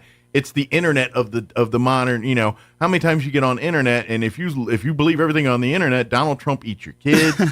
Kamala Harris does. She's got a frozen body in the. I mean, that's what you would believe, and to be honest, it's a little bit of that going on. Exactly, you know? and see, and that's what we know about Wyatt Earp. Yeah. Okay, Wyatt Earp went Hollywood. That's what he did. Sure. To be honest, the way the documentary kind of portrays it, I would almost say it's to kind of reestablish his reputation, because after the all went down, half this country still looked at him as a murderer, as a vigilante, over the top. Well, if the truth be known, though, what we know in history is they asked him the first time where the actual event took place. Wyatt Earp gives the wrong map. Oh, really? He draws a map of it. We've got both of them. He comes back later, draws another map of where it actually happened, which was the whole street over. And on part of this, I'd have to say that there is a couple of historians that was in this documentary that they're kind of sad because some truth facts was left out of it. And, and you have to understand, and no offense to like the Dallas Cowboy fans, but what puts butts in seats? Right. I mean, you've still got Hollywood, and Hollywood is going to make you still eat your popcorn and stay involved in it. Otherwise, if it's dry and cut, like most of this stuff, you're like, man, let's change the furniture. Let's repaint the wall. Sure.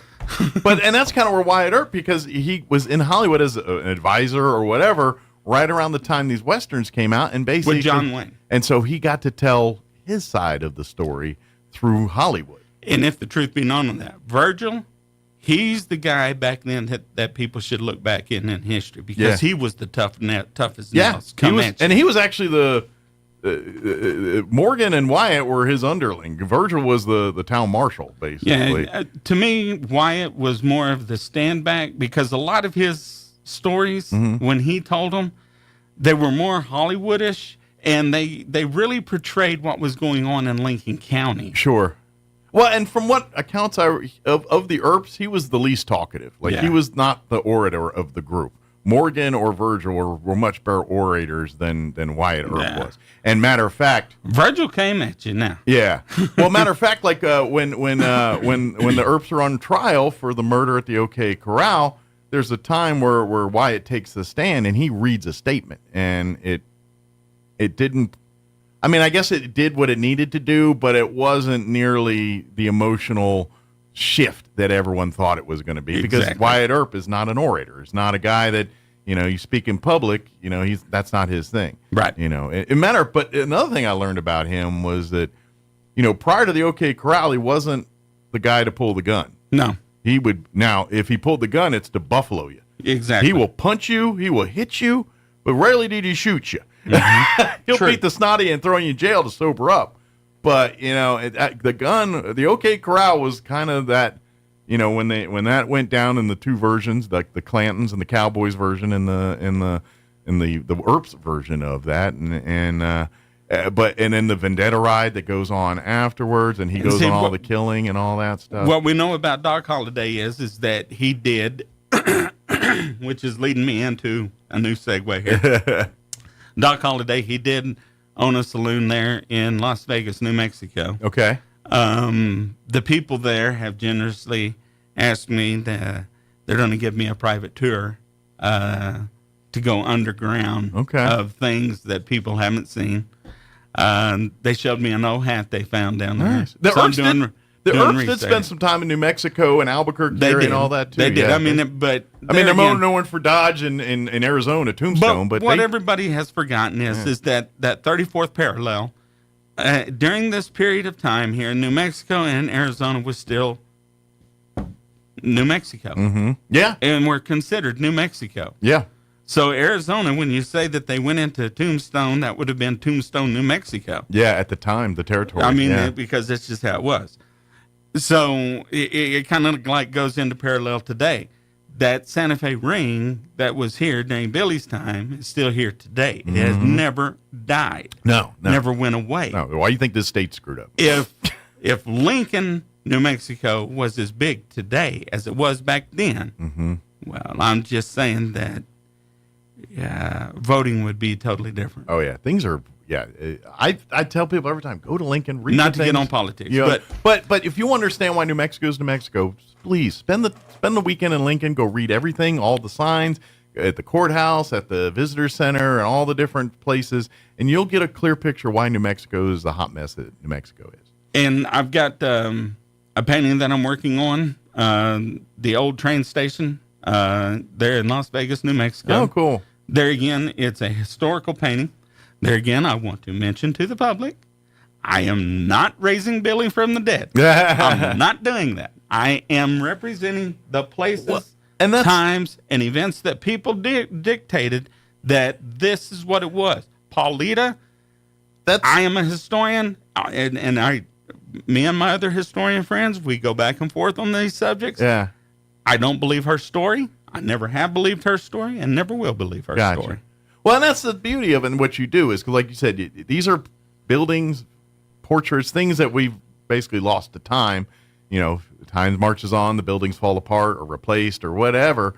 And so you go through letters, through eyewitness accounts, through everything, and you recreate these different things and all over the state of New Mexico. And that's kind of like this train station in Las Vegas. That's kind of, is that going to a museum there in Vegas at some point? The old train station museum. Excellent. Actually, I'll go to town hall because they're going to put that last painting and this new painting both on record, which is what they want to do in La Mesilla too, old La Mesilla. That way it's on record document.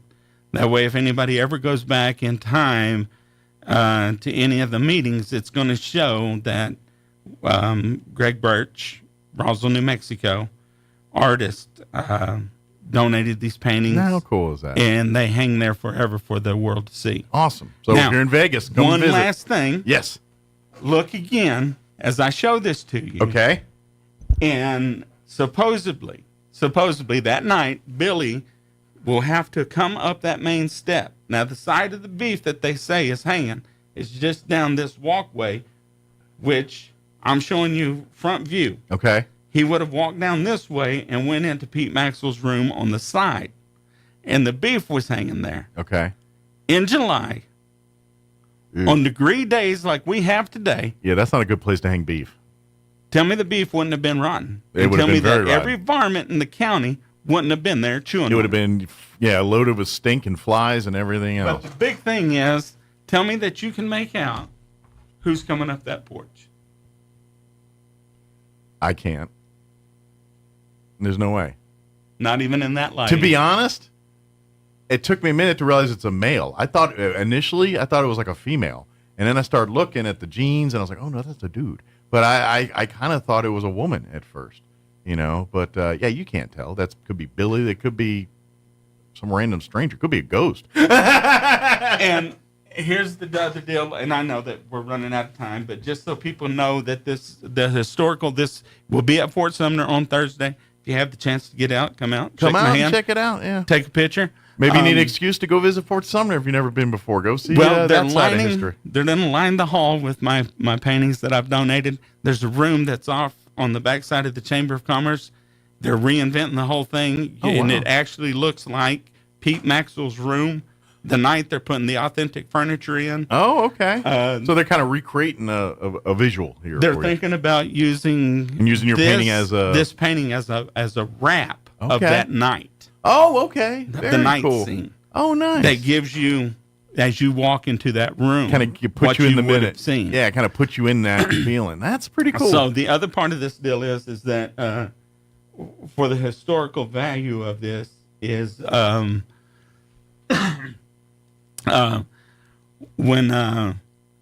Paulita is talking about the clarity of the night. I know you're out of time. Oh, we're good. We got a couple minutes. Anyway, when she gives the clarity of this night, and then they say that they bring in the lantern of this. Well, to backtrack just a little bit, when Billy comes up that porch, Now, this room, that window that's on that front side there, that's still Pete Maxwell's room. Okay. Okay? My question is, with other historians that we have debated, that we've came down to, that they're starting to shift to my side with, Pat Garrett says that, and through history, through the oracles, people believe that they rode together and that they was friends. Mm-hmm. Okay? If this truth be known, then why is he sitting there in the bed and Billy is as close as he is? He has to ask, and Pete whispers in Pat's ear, that's him. Yeah, you think you know him if they were friends. I'm just putting that out there for a Unless friend. Billy's in some weird disguise we don't know about. But yeah, that does not bode well. So my take goes is against that. this. Pat Garrett was a lawman. He loved the law as much as I love doing art. Sure. We knew that this was his passion. This is what he loved to do. He was also, I come to find out that I have posted online, he was a practicing Mason. The two kind of went hand in hand. His cover was more towards trying to get forgiveness from his brotherhood of the Masons. Because to me, that night was nothing more than a coup d'etat. This was the only way he had to cross the law to get Billy. Gotcha. And this is why this whole thing is jive, and it's been popularized, loverized. Yeah. And it's nothing more than just a dead bone. It's dry. It's not, don't put anybody in the seats to sit there and say, I want to go watch this in the movie theater. Right. It was a setup. Pat knew that he had to cross the line. He did, and that's why after the event, his life went down the drain. He started drinking, losing all of his money because he lost the passion that he loved because he had to cross the line. Sold his soul, basically. There you go, pretty much. Yeah, that makes sense. That jives, but it does make you wonder. They probably were aware of each other because they're small towns and everybody knows everybody. But other than aware of each other, did they really know each other? Well, there again, people are wanting Billy to have so many pictures. Yeah. Okay, but there just wasn't. Yeah. One, he was an outlaw, y'all. Yeah. He didn't stop and take time. He wasn't out being notoriety and being public. I'm just putting it out there. He's trying to lay low. I'm just putting it out there. Take it how you want to. He didn't have a Ford Bronco. Right. A white Ford Bronco. He wasn't. Right. Yeah. He didn't have that. Sure. And let's face it, he had his stump. I mean, you look in history, you see the places like the Fox Cave. Yeah. Guys that are looking for public don't have a bunch of hideouts. Just saying, looking for public scrutiny. Exactly. Public if he's riding away from the law, what did they do today? Sure. Well, yeah. 2/3 of them are just stupid idiots, and they're racing their cars downtown, and then all of a sudden they hit a brick wall. Ash Uptons and people like that are the ones that made him famous. These are these are the ones glamorized. Which, by the way, I highly recommend John LeMay over at the Historical Society. He's got a book he's written about Ash Upton, and to be honest, he's much more prolific than people realize in his chronicling and of the whole Lincoln County War, Pat Garrett and Billy the Kid, and I also have debated with historians on that too, because they always sit there and the first thing they come up with is Ash Upton was using his own birth date. Okay, how many world famous people do I have the same birth date with? Yeah. How many do you have? Yeah, I know at least a couple. And that's Al what I'm saying. Pacino's one of mine. Yeah, but just because the birth date has to be the same. Yeah. But do I think that Ash Upton put some things out there that was over glamorized? Oh, absolutely. Yeah, absolutely. But you got people here. But yeah, I got an interview at 10. Snap. But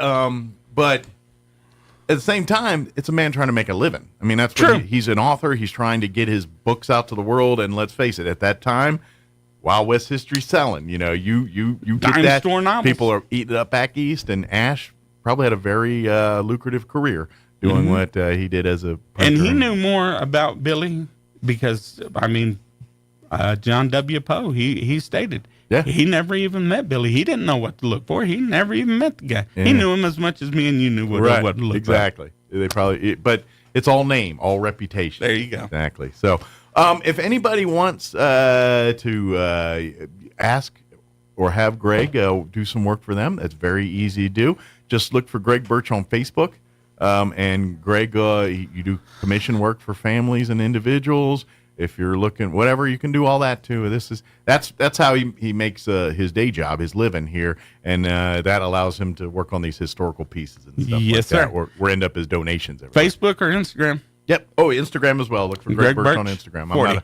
I'm not an Instagrammer, but it's because I'm just not smart enough. All that's on there is just my art. None of my stupid comments or me. I got to reserve that for Facebook. Right. Good deal. Well, thank you as always, Greg. Thank you, man. And we'll see you next time. All right. You betcha. Have a great weekend, and hope you find some cool inspirations over time to hey, brother, pick I'll your be next posting project. these on Thursday. Take a look for them. Be on the lookout. Thank you, sir. As always. Anytime. 9:57. Let's pause for a quick break and news update. Now for your Pecos Valley news update, I'm Jared Cirillo. Artesia General Hospital is launching a new Catch It Early campaign designed to help women detect any signs of breast cancer. The new mammogram campaign. On air and online, this is Roswell's home for talk radio. KEND Roswell. But a surge in the number of foreign-born people residing in the U.S. According to the U.S. Census Bureau's annual American Community Survey, 14.3% of people living in the United States in 2023 were foreign-born. The rate hasn't been this high since 1910, when it was 14.7%, driven by waves of people immigrating in search of a better life around the end of the 19th century and the start of the 20th century. International migrants have become a primary driver of population growth this decade, as fewer children are being born in the U.S. I'm Donna Warder. Francine may no longer be a hurricane, but forecasters warn it's still dangerous, moving now into Mississippi and Alabama, bringing very heavy rain. Fresh off their first, possibly only debate, Donald Trump and Kamala Harris are on the campaign trail today, rallying voters in a couple of key swing states. After pausing their schedules yesterday to commemorate the 23rd anniversary of the 9/11 terror attacks, Trump and Harris are resuming their campaign activities. And not surprisingly, battleground states are in focus. The vice holds two events in North Carolina. Print delivers remarks in Arizona. And that's White House correspondent Greg Clugston. The latest wholesale inflation report adds to speculation of a Fed interest rate cut next week. The Labor Department says its producer price index rose 0.2% from July to August. That's up from an unchanged reading a month earlier. And measured from a year ago, prices were up 1.7% in August, the smallest such rise since February, and down from a 2.1 annual increase in July. And that's correspondent Jeremy House. On Wall Street, the Dow down 128 points. NASDAQ is up 20. More on these stories at townhall.com. Everybody wants cheap airfare, but where do you find it? You call low-cost airlines. Their prices are direct from the airlines, and they're so low you can't find these fares published anywhere. They specialize in cheap flights, discount hotel rooms, cheap car rental rates, and great package deals anywhere around the world. Wherever you want to go, they can help you get there cheaply and with a best price guarantee. If you want the lowest prices on your airline tickets or other travel services, call now. That's right, call. That's the only way to get these rates. Experts are standing by 24/7 to get you the cheapest airfare and hotel rates available. So don't wait. Call right now for the lowest travel prices anywhere and for great last-minute travel deals too. Call 866-755-5300. That's 866-755-5300. Again, that's 866-755-5300. Call us right now. Rising tension on the Korean Peninsula. South Korea says that they have detected multiple short-range ballistic missiles launched from North Korea's capital, flying about 220 miles before landing in the waters between the Korean Peninsula and Japan. That flight distance suggests that the missiles were designed to attack targets in South Korea. North Korean leader Kim Jong-un has vowed to boost efforts to make his nuclear force ready for combat with the U.S. and its allies. Kim has made similar vows in the past, but his latest threats comes as outside experts believe that North Korea could carry out a nuclear explosion or long-range missile test ahead of the U.S. presidential election in November. I'm Lisa Dwyer. Nearly 200 people have died in Vietnam in the wake of Typhoon Yagi, 128 missing as flash flooding and landslides take their toll. News and analysis at townhall.com. A collection of rare and fascinating objects from the late Microsoft co-founder Paul Allen has raised more than $10 million at auction. Among the items was a signed letter from Albert Einstein to President Franklin Delano Roosevelt about the science leading to the atomic bomb, an Apple I computer that sat in Steve Jobs' office, and a 4-rotor Enigma machine from 1941. Other items include a first-class lunch menu from the Titanic and a historic Xerox computer. The money raised will go to charity. Tasha Stevens reporting. U.S. auto workers warn a dispute between their union and Stellantis over delays in reopening a shuttered factory in Illinois is much bigger than that single plant. Many fear that if the automaker breaks its commitment to restart the factory, it will not keep other promises made in a new UAW contract that was signed last fall.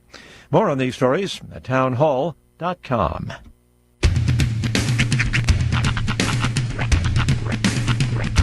What in the wide, wide world of sports is going on here? I promise you, whatever scum did this, not one man on this force will rest for 1 minute until he's behind bars. Now let's grab a bite to eat. Yeah, come on. I feel the hot wind on my shoulder and the touch of a world that is older. I hit the switch and check the number. I leave it on and then I slumber. I hear the rhythm ringing through it. Flamenco guitar and cumbia music. I hear the talking of the DJ. The travel and what does he say? I'm on a Mexican radio. I'm on a Mexican radio. Broadcasting live from high atop the J.P. White Building in downtown Roswell, New Mexico. It's Mornings with Mike Winters on 106.5 Roswell's Talk FM. Is that what I sound like when I talk? Now, here's your host, Mike Winters.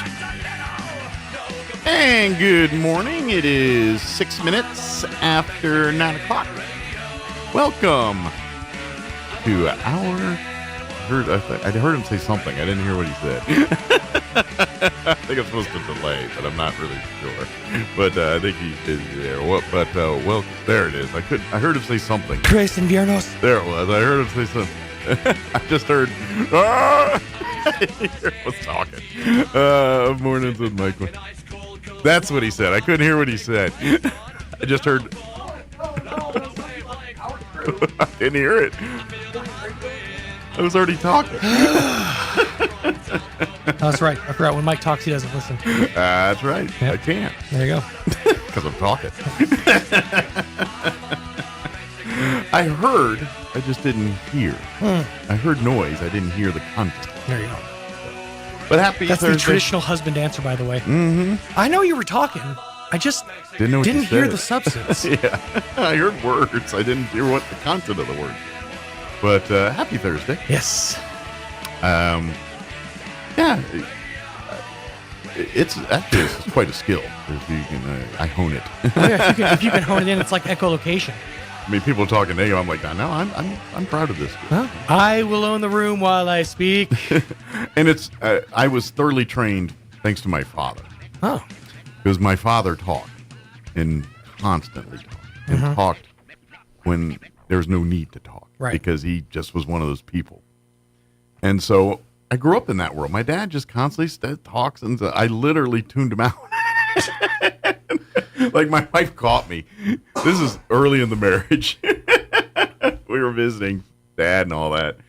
And we're sitting in the living room, and TV's on. Jeopardy, actually.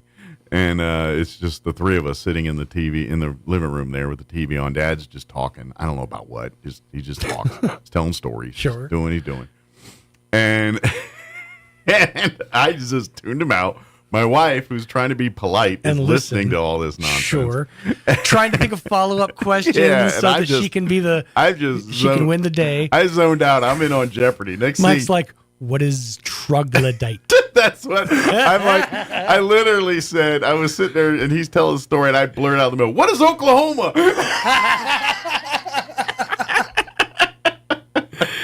That's fantastic. Yeah. Of course, you earned that right. If I she'd have done that, it'd have been a whole thing. Yeah, but me, I just tuned him out because I'm like, I've heard great. this. Matter of fact, the story he's telling, I probably heard 57 times. So.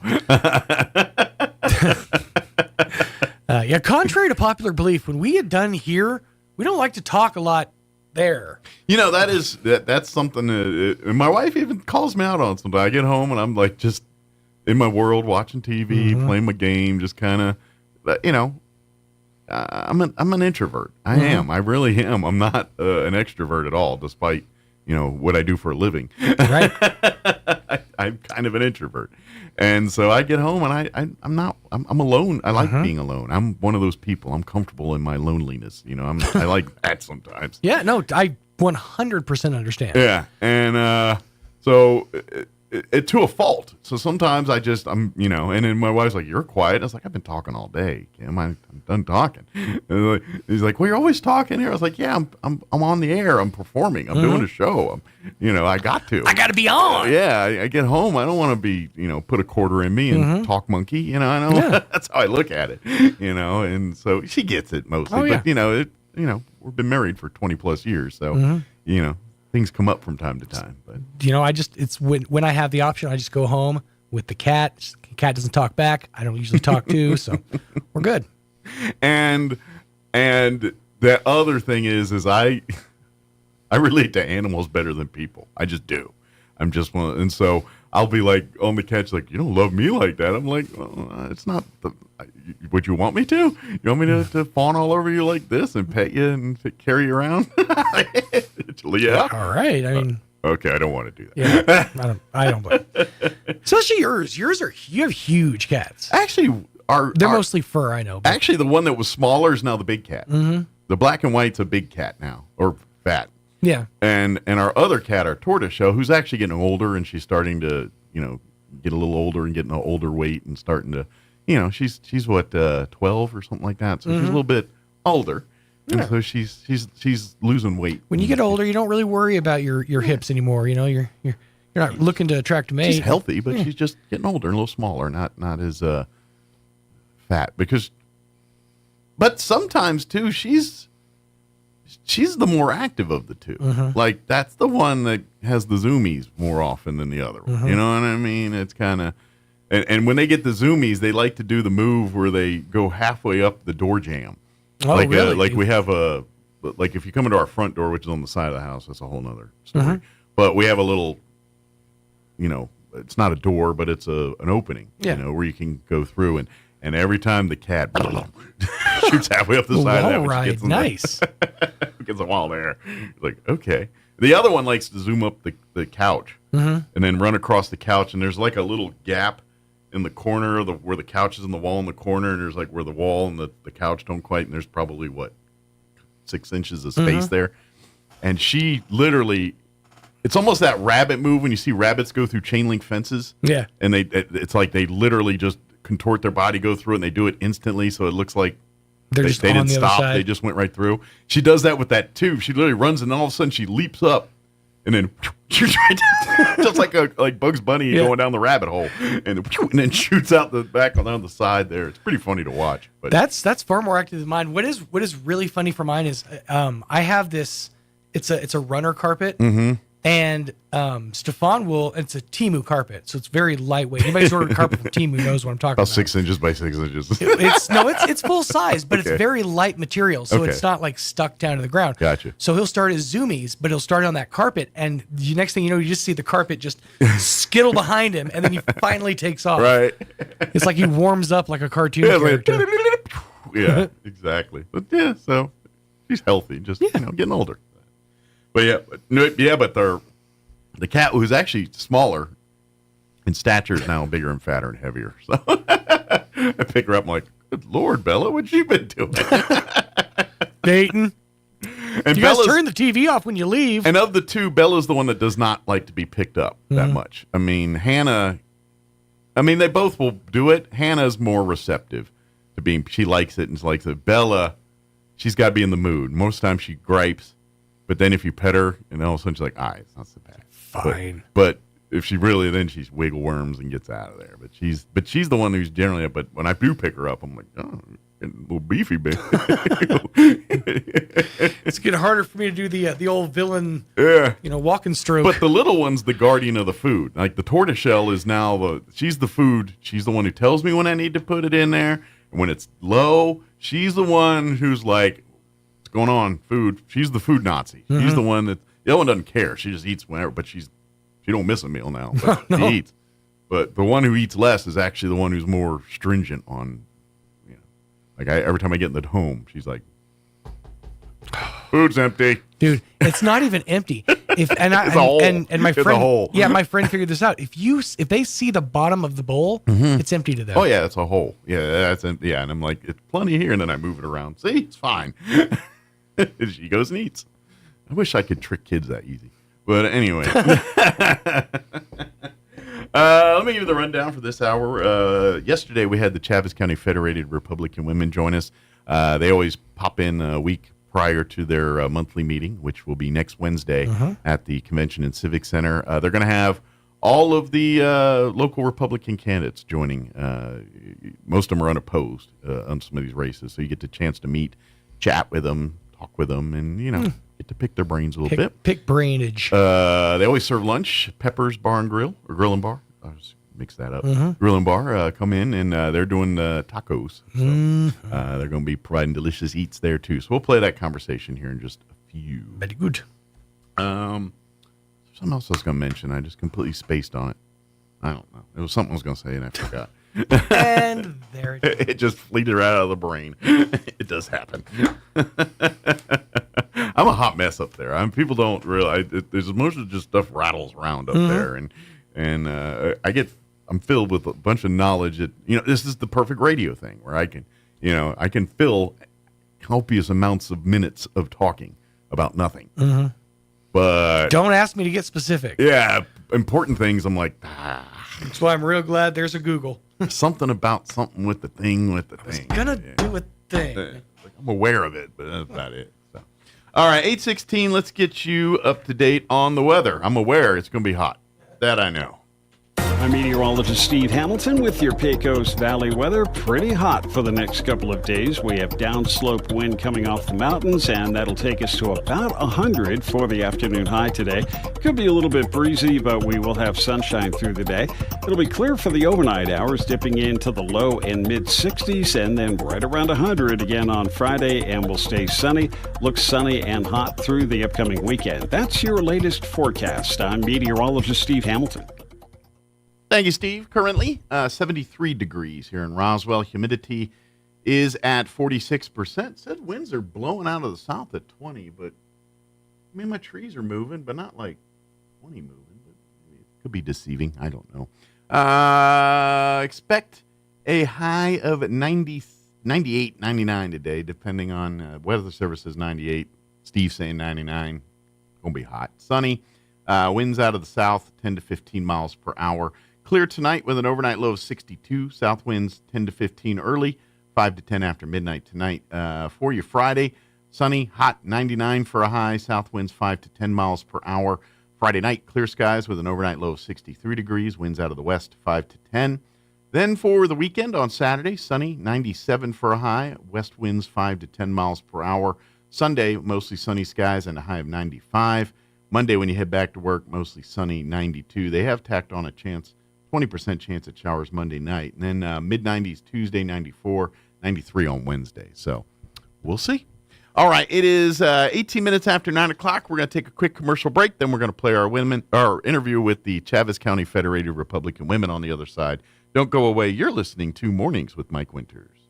The ultimate Wi-Fi experience is now available to you thanks to Smart Home Wi-Fi with Plateau. Get fiber-to-home technology 100 times faster than average household internet speed. Plateau has multiple plans and options to fit your family. With Fast, get true 100 megs per second download and upload speed. With Faster, get true 500 megs of download and upload speeds. And with Fastest, you get 1 gig. Learn more at plateautel.com. Get the speed you need with Plateau. Tried, true. Trusted. With summer here, it's cool to be at the Cow. The Calico Cow Fabric and Gift Shop is your authorized Brothers Sewing Machine dealer for Southeast New Mexico. And they're all on sale right now at the Calico Cow. New fabric styles for summer are here, and holiday and Christmas fabrics are arriving daily. If you're still stitched to your own machine and you just want a tune-up, call for in-house maintenance 575-639-2586. The Calico Cow Fabric and Gift Shop, 200 East College in Roswell. Want to know how? Come see the Cow.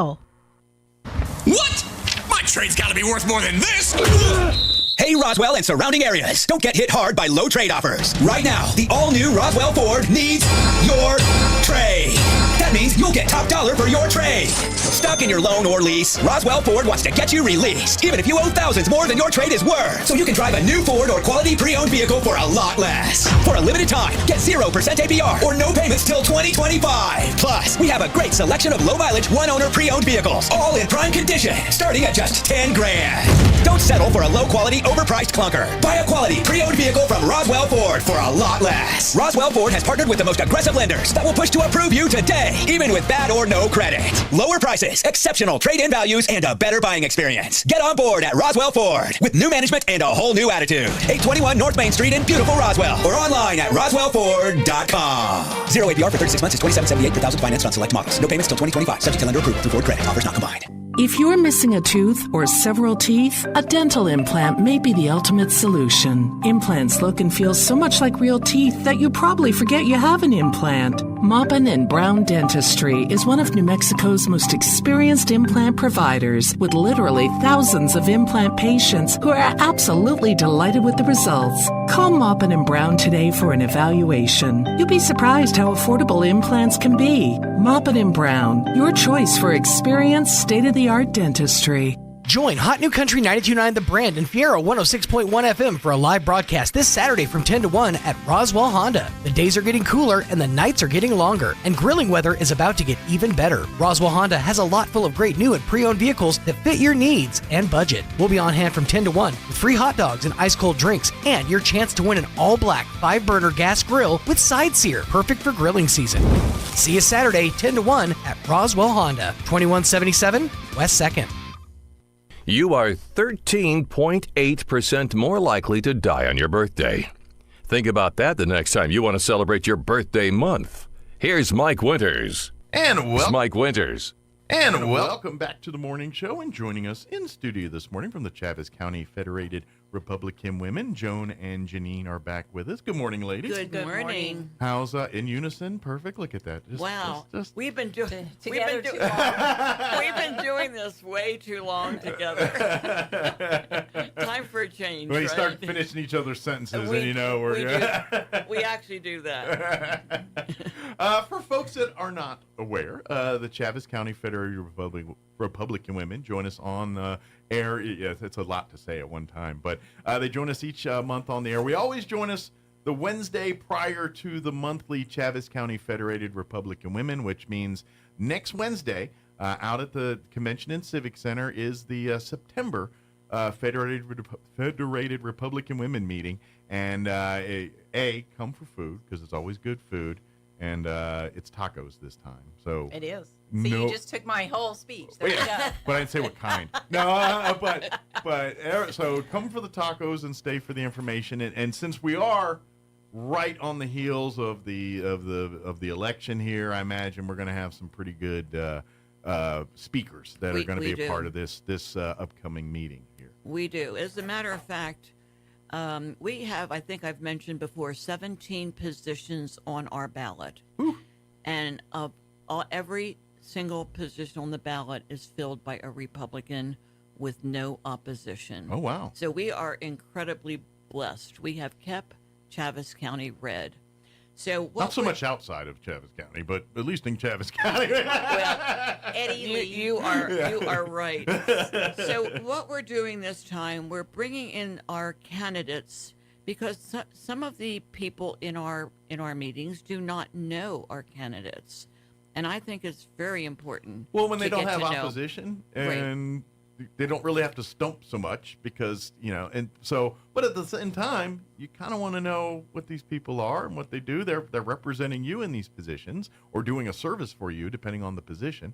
And you kind of want to know how the sausage is made sometimes. This is true. Yeah. So this month we will have Patrick Boone, and he is running for the New Mexico Senate. Okay. We will have Candy Spencer-Zell. I guess, technically he's not it yet, even though he is not. Because he no. was in a primary race, which he won, and we just kind of assume, he's our new, and he technically is, but he does have to go through a general election first. Correct. He has to be elected. Exactly. Yeah. And then we have Candy Spencer-Zell, who is leaving the House and going into the Senate. Yeah, she's kind of a familiar face, but a new role. So, yeah. And then Nick Paul, and Nick is from Alamogordo. Okay. But he has parts of Chaves County. Excellent. So I imagine there's probably a lot of people here that may know the name, but never had a chance to hear or get to meet them. And he did win, and who knows, he may have won by those few votes in Chaves County. Sure.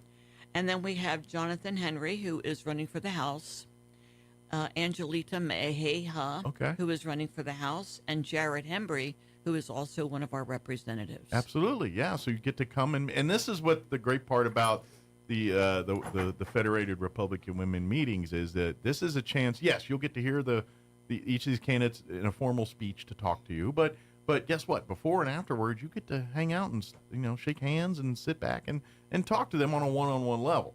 So if you've got something for Jared or for Candy or something, and you say, hey, what do you think about this? You'll get it right from the horse's mouth, right there. Exactly. And you get to hear exactly, no filters, no social media. You get to hear exactly what the candidate says right out of their mouth, right in front of you. Exactly. And in a world where, you get online and you can trust nothing, that's a pretty reliable thing to have. And we really encourage our members to come up and get to speak to them on a one-on-one. That's what this is for, so you can learn and because at the end of the day, yes, you are here to support the Republican candidates.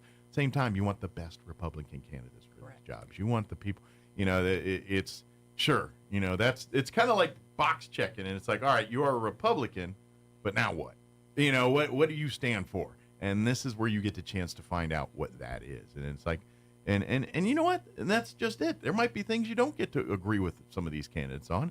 This is where you get to talk like an adult in an adult setting and say, hey, I love what you do, but on this policy, I don't agree with you, and here's why. And now you can have that discussion. And maybe they will think about that.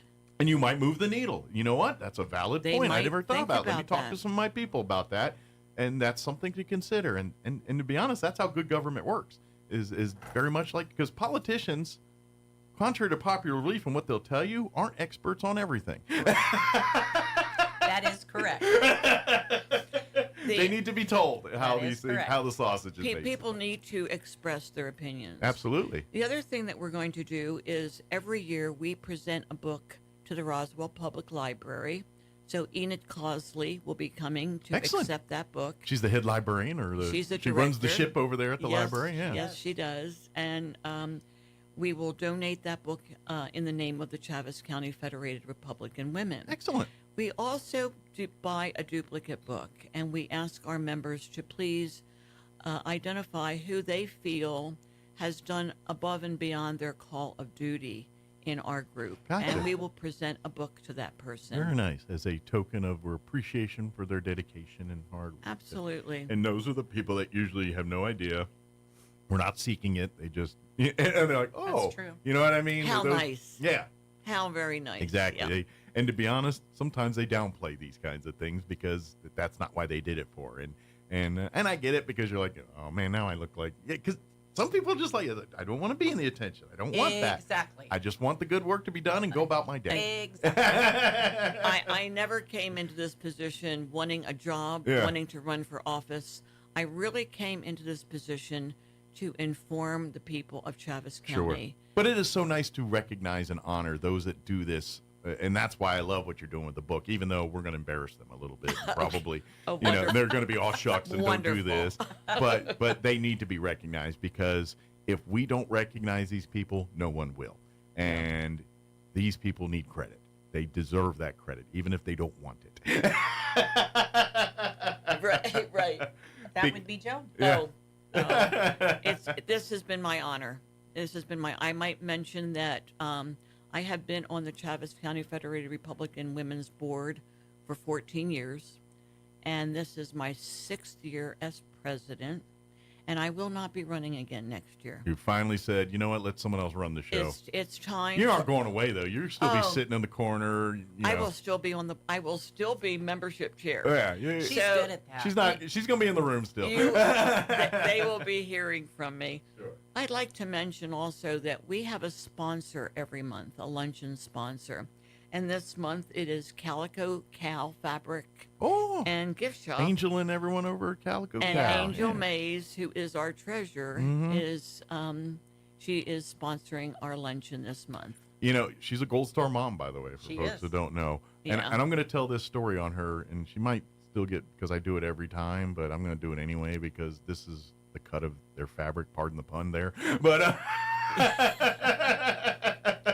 like that. But when COVID hit, and I'll never forget this, what she did. It was that early first days of COVID, and they're locking us all down. And obviously her business is shut down because it's not essential and all that stuff.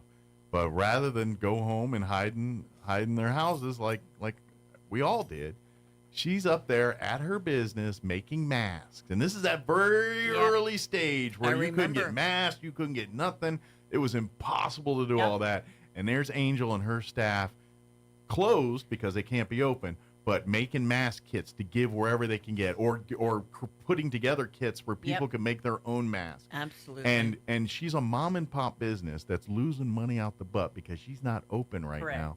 And instead of just doing nothing, she's not only trying to help, but sacrificing her own resources and stuff that, quite frankly, her business probably couldn't afford to do, and did that. And that's why I always will recognize people like her. Those Angel and people like her are the reason this community is great. She steps up to the plate very often. Absolutely. And she is so creative and so incredibly talented. And I've been working with her for the last 6 years. And she's amazing. Salt of the earth, amazing. Just wants the best for our community. She so does a great job. I always tell people I'm not a crafter by any stretch because I don't have those talents, but support Calico Cow. They are a local business that do great things for our local. And I guarantee you walk in their business, she's got pictures of your kids from high school, sports and, doing sponsoring everyone's kids and doing all the things that mom and pop businesses do in our community. He's doing that and then some. So she's busy. She is. Janine, why don't you go ahead and give us the entire menu and tell them Yes, there is tacos. But... And tell them how we get desserts. Ooh, desserts. You didn't say desserts. I'm not sure who has dessert duty this weekend or this. Well, I don't know who does it, but Not me. how we Anyway. do it. Okay. Anyway, so Peppers is always our. They are on the tacos as they were on the meals. So here. we have a taco / nacho bar, so you can take your taco shells and crunch them up and make nachos So if you want. If you don't want taco neck, then you can go with nachos. Correct. Rice and beans, all the fixins, so whatever else they add, salsa, etc. Water, tea. Our dessert comes from our board members. Okay. They can cook. They each volunteer to do a month. I believe I'm in November. So And the ones that can't cook, they don't ask. Correct. Like, no, you don't need to bring one. Well, in today's world, it's easy to go to Sam's and buy It is stuff. true. Yeah. It is very true. But we have some that make cookies or. Well, that's the best cupcakes or part whatever. when you get especially if they're homemade known for their lemon bars or their Correct. pumpkin rolls or whatever it is, their signature Correct. thing when they bring it. Yeah. Correct. Yeah. So that's kind of what our lunch is. It's pretty boring, but Peppers is the one who does it, which makes it even better. The food's great. They love it. Yeah, well, Peppers, they're they feed Roswell. That's what they do. do. They're They the do. official or unofficial feeders of Roswell. They really do. are. So. And I would like to give a way that people can RSVP on their computer, an email. Because last month we were overblessed and we had to put up 20 extra chairs. That is a great problem to have, and I hope to God you have that problem again next week. I hope we have it the rest of the year. In any event, if you would like to RSVP, all we need is your name, whether you're eating or not eating. That's right. And it's RSVP ccfrw@gmail.com. Okay. And so the CCFRW is the initials for Chavez County Correct. Federated Republican Women. So if you have trouble remember that, just do that in your head and go, Exactly. It's much easier for us to identify who's eating. Absolutely. And how many Well, meals to order. And peppers, I know because I've dealt with them, in our other nonprofits, other organizations. They jump through hoops to make sure that you guys are happy. Correct. But at the end of the day, at some point you gotta tell them, all right, I gotta cut the meals off. And they hate for anybody to go hungry. Exactly, but at the same they time, are amazing. We can't, all right, show up, come on. We got to allow peppers to be peppers. And Correct. so It's a allow little them to do easier that. with tacos because they can, just pop You can- stuff yeah, together. you can and kinda the just make a spaghetti pile was of meat easy. and- yeah, yeah. the spaghetti was easy. But when it gets into our later in the season, Yeah, when we're and we doing have like other turkey meals, dinners or chicken or it steak makes it a meals, little bit more difficult. where it's a portioned thing. Exactly. Yeah, that's Exactly. kind of the deal. But please RSVP if you're going to have, or either way, but especially if you're coming for tacos. Like if you're not planning to eat, we could probably fudge it and you just roll in. But we want to make sure we have enough tables and chairs and everything for everybody. Correct. And we would love to see it. I'm hoping you're rolling out a few more tables and We chairs. would and love to do that. we would and please come. Bring your friends. Bring everybody. It's very come informative. Listen to these candidates. Ask questions. And I gotta say, whether you're a Republican or not, come to the meal. Give them come, your ideas. Come talk. Come listen. Because guess what? These are all people at local levels trying to make our community better. And whether you have a D or an R in front of you, I bet you want a nice community. Correct. And if we're all on that page, let's work together to figure that out. Let me tell you, Mike, we had 3 Democrats show up at our meeting last month. Excellent. Because they heard us on Mike in the Morning. Oh, good.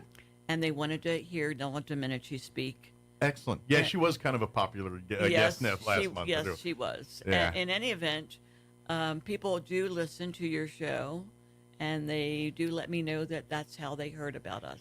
Well, tell them I'm sorry sometimes. 'Cause sometimes I say things and they're like, "Well, that's a clown saying." Maybe that's why they listen. That's right. You never know. It's kind of no. Was it all publicity is good publicity kind of thing?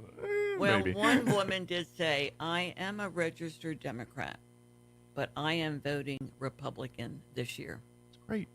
And there's lots of registrars in our group. So if you want to switch over, We got you covered. We got you covered. Oh, absolutely. But especially when we get to Chavez County, we're all wanting a great place to live, and if we all agree there, let's find that common ground and do. I'm a conservative and everything, but you're an American. You don't have to be, and that's the beauty of this country. You get to feel how you feel. That's the big beauty. And if we stop doing that, then what's the point of what we're doing? Exactly. So yes, We got to let's protect our corner. work together. This isn't, I know the big scope, they like to divide us, and it works. It does a very good job of it, but that's where we can't do great things. When we let that get past us, and then and instead of what you see, know, smell, like that's the messed up part to me. Is like, you live in Roswell, you've been here your whole life, you know what I mean? You know people. You know people. You know where they come from. You've seen them your whole lives. And when you hear something that's just outlandish, like, come on. Okay, I don't agree with so-and-so on this, but we've lived in this patch of dirt for 30 years together.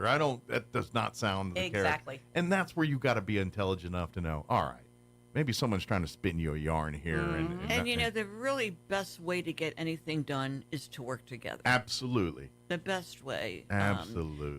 As a matter of fact, I'd like to mention that our Republican headquarters is open. Yes. And it's at 108 East Linda Vista. Very good. And there are Trump and Domenici signs. Excellent. And I know I do have some Eddy County listeners as well, too. Your Republican headquarters just opened up a week or so, or just past weekend as well, Last too. Saturday, I was actually there. I did go. Oh, you were there. Yes. Excellent. So for folks down south, you can hit that one, and you don't have to travel all the way up here to get your yard signs, or if you want to support a candidate Sure. or anything like that. So Sure.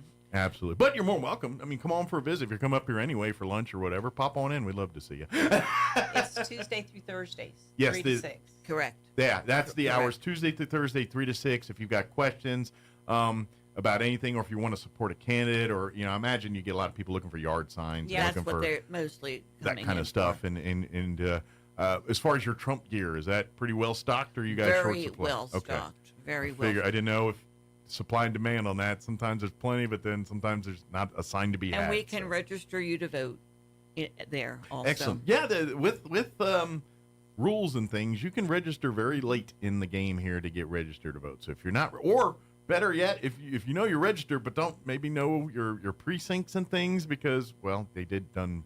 Like, if you still think you're in CD2, you're probably not in CD2 anymore. No. You might want to do some checking. Yeah, that's true. Yeah. I might mention I did attend the Republican Party's meeting last night, and I guess one of our biggest concerns is getting out the vote.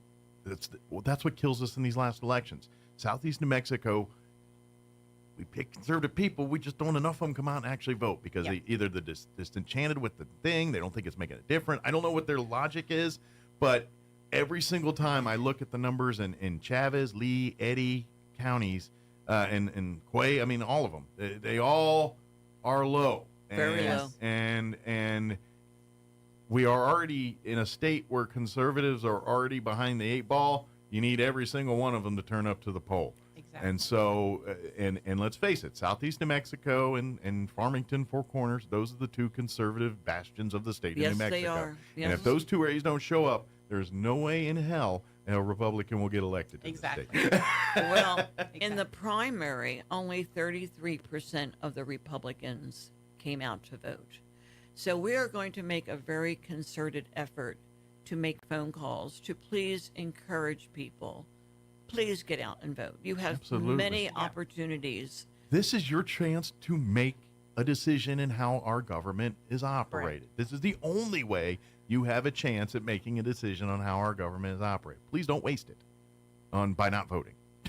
Yeah. Well, that's so. And that's an so honor. true. As an American citizen, it's an It's honor. an honor and a privilege, and I think it's also a responsibility. Absolutely a responsibility. It is a responsibility. Especially if you are the one that's active on social media, pontificating your stuff. God bless you. You're willing to do it. But if you're not doing what really takes to fix the things you're complaining about, then quite frankly, I've got no respect for what you're doing out there, because you're Stop just stirring fighting. a pot. You're not trying to fix nothing. You're just trying to create more animosity, more division, more hate, and more problems.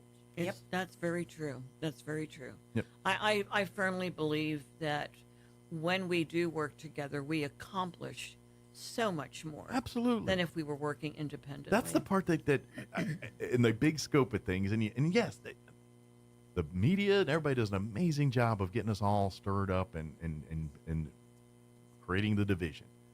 But as Americans, we're all, I mean, yes, we come from different cultures and different lifestyles, and, we got our city slickers, our country folk, and everything in between, but there is a commonality there. We're all Americans. We all love, at the end of the day, we all really want the same things. We do. Everything we want. You want your family to grow up in an environment that they're safe and happy and can do what they want to do. Our difference is we don't all agree what that exactly is, but if we can at least agree that we want the best for this country, and also maybe to a point where we can disagree, but also understand that it's not the line in the sand kind of thing. I mean, yeah, there's certain areas you don't cross. The line in the sand does not get crossed. But, who does what and where, you're kind of like, look, I don't like what you're doing, but as long as I don't have to deal with it, I don't care. This is America. You're going to have to compromise. But if we can agree on that, then I think we could get so much more done and to be happy, as opposed to, nope, you're either for us or against us, and we're going to kill you if you're against us. And I'm like, okay, that's one thing if we're going against, but this is America, our own people. Every one of us have an equal stake and claim on this great country. Yes. We should all think about it that way. Well, I'm going to be very candid. I want a president that loves America. Absolutely, yes. And Trump loves America. Absolutely. I don't want to be sold out. Yeah, absolutely. And they're sold out. Absolutely. I agree. I lean conservative, and I'll tell you that's what I'm going to vote for. That's here. how they made their money, selling us out. But also at the same time, I really hate the vitriol that both sides have really created here, because unfortunately there is enough public that is not educated enough to understand what's going on there. Correct. What is political versus this is, and this, I quite frankly, the tensions in the streets, the things we're seeing on college campuses, the things we're seeing, the shootings and all the things we're seeing is a product of that. Correct. Is a product of all of that. And Correct. that's where I think our leaders need to be a little bit more responsible on, all right, you got to remember you're talking to the lowest common denominator out here. And if you say something that most of us think takes figuratively and not literal, there's a percentage it won't. Yeah. And unfortunately, we live in a world now where you don't have the luxury of being figurative There's no in certain common circles. sense. Yeah. Just no common sense. And so we've got to fix that part. Yes. We can have the debates and get back to the point where we're having debates about policy, Yes. about more taxes, less taxes, not Correct. Finger pointing. should you be on Earth here? And that's what I feel Finger like. pointing. I think people need to look back at 2019 and say, I was so much better off back in 2019 than I am in 2024. Yes. Absolutely. Let's be realistic, friends. We really need to turn this country around and have a conservative president in office. It is one of these things, and this is something that we have, and I think generationally we all have to learn. It's if you want good things and you're waiting for other people to do it, you're going to be waiting a while. Waiting a long time. You've got to do it yourself, and especially true at the local city, county level, but it's very much true at the national level here too. If you're waiting for your government to take care of you, you're going to not be happy. Because they may take care of it, but not the way you wanted to take care of it, or not at all. Correct. Address it, and that's when we got to have those serious questions. I think, yes, our Constitution, but I think we need to sit down and have that conversation about Congress and how people are put in, how long they get to hang out there. Yep. How committees are selected. That's a big one for me, the committees. Yeah. Because it's all about who you know and who what you know. You don't, not what you know. And who you support. Yeah, it's not what you know because they don't know what they're doing. Instead of actually having representatives from states or from backgrounds that maybe have experts in oil and gas and energy, put them in the energy committee and people that actually have experience in that versus, well, Nancy Pelosi, I stumped for her. What is? Therefore, I'm going to be on the high dollar, high exposure committees. Yeah. But that's how it is. If you're a peon, you get the peon office, you get the peon committees, you're a new guy in Congress, you get treated like a new guy. But if you start playing the politic game, and it doesn't matter if it's a Republican or Democrat, you climb the ladder, and next thing you know, you're on the good committees, you're in the good circles. It's all a clique club, and who you know and who you support. Correct. And it's time that they hold Congress to the carpet on that and say, no, there's got to be X amount of qualifications before you serve on this committee. If you don't have if you have no background or no knowledge of energy, why are you making decisions on oil and gas and energy? You shouldn't be. And to me, those are the conversations we need to have. It's like, let's put some regulation on Congress. I agree. We need it. Term limits is just the scratch of the surface. Correct. We need to go way deeper than that. Oh my goodness. goodness. The backdoor glad dealings, the gym and hanging out in the spa, talking conversations and all that hot nonsense. I'm not saying you can't start there to get a conversation going, but it better finish in a room with everybody on board and voting yay or nay. Exactly. And that's not what's happening share. right now. That's not what's happening right now. No, it's I not. think the other thing that's a big concern is the Supreme Court. Absolutely. Yeah. It's a big issue. Well, and we can't change the rules if we don't like the outcome, even if the outcome's legal. And that's the part that makes me mad. It's like, no, we have set standards for Supreme Court. These are the rules. It's been the rules since we've had a Supreme Court. It does not change. Exactly. But now, because you don't like the amount of judges this way or another, now we're going, well, maybe they shouldn't be for life. Maybe we should turn the rule. Yeah, they don't like So what happens when the rules are back to the way you like them? You're going to change them again to suit your needs there? Well, they will. That's the problem. And that's the problem here. We just can't willy-nilly. People are like, get rid of the Electoral College. Sure, let's just throw out the one thing that's been the staple for our government for 200 plus years. Yeah. Because you don't like it at this particular moment. Well, living in New Mexico, one of my biggest concerns is the border issue. And that has certainly not been addressed or remedied under this administration. No, it's been a lot of Band-Aids and well, she seems to think it's now a problem now that you've got all of the hiding of the kids. Sure. And all that. That's all. It's a problem now, but action, reaction.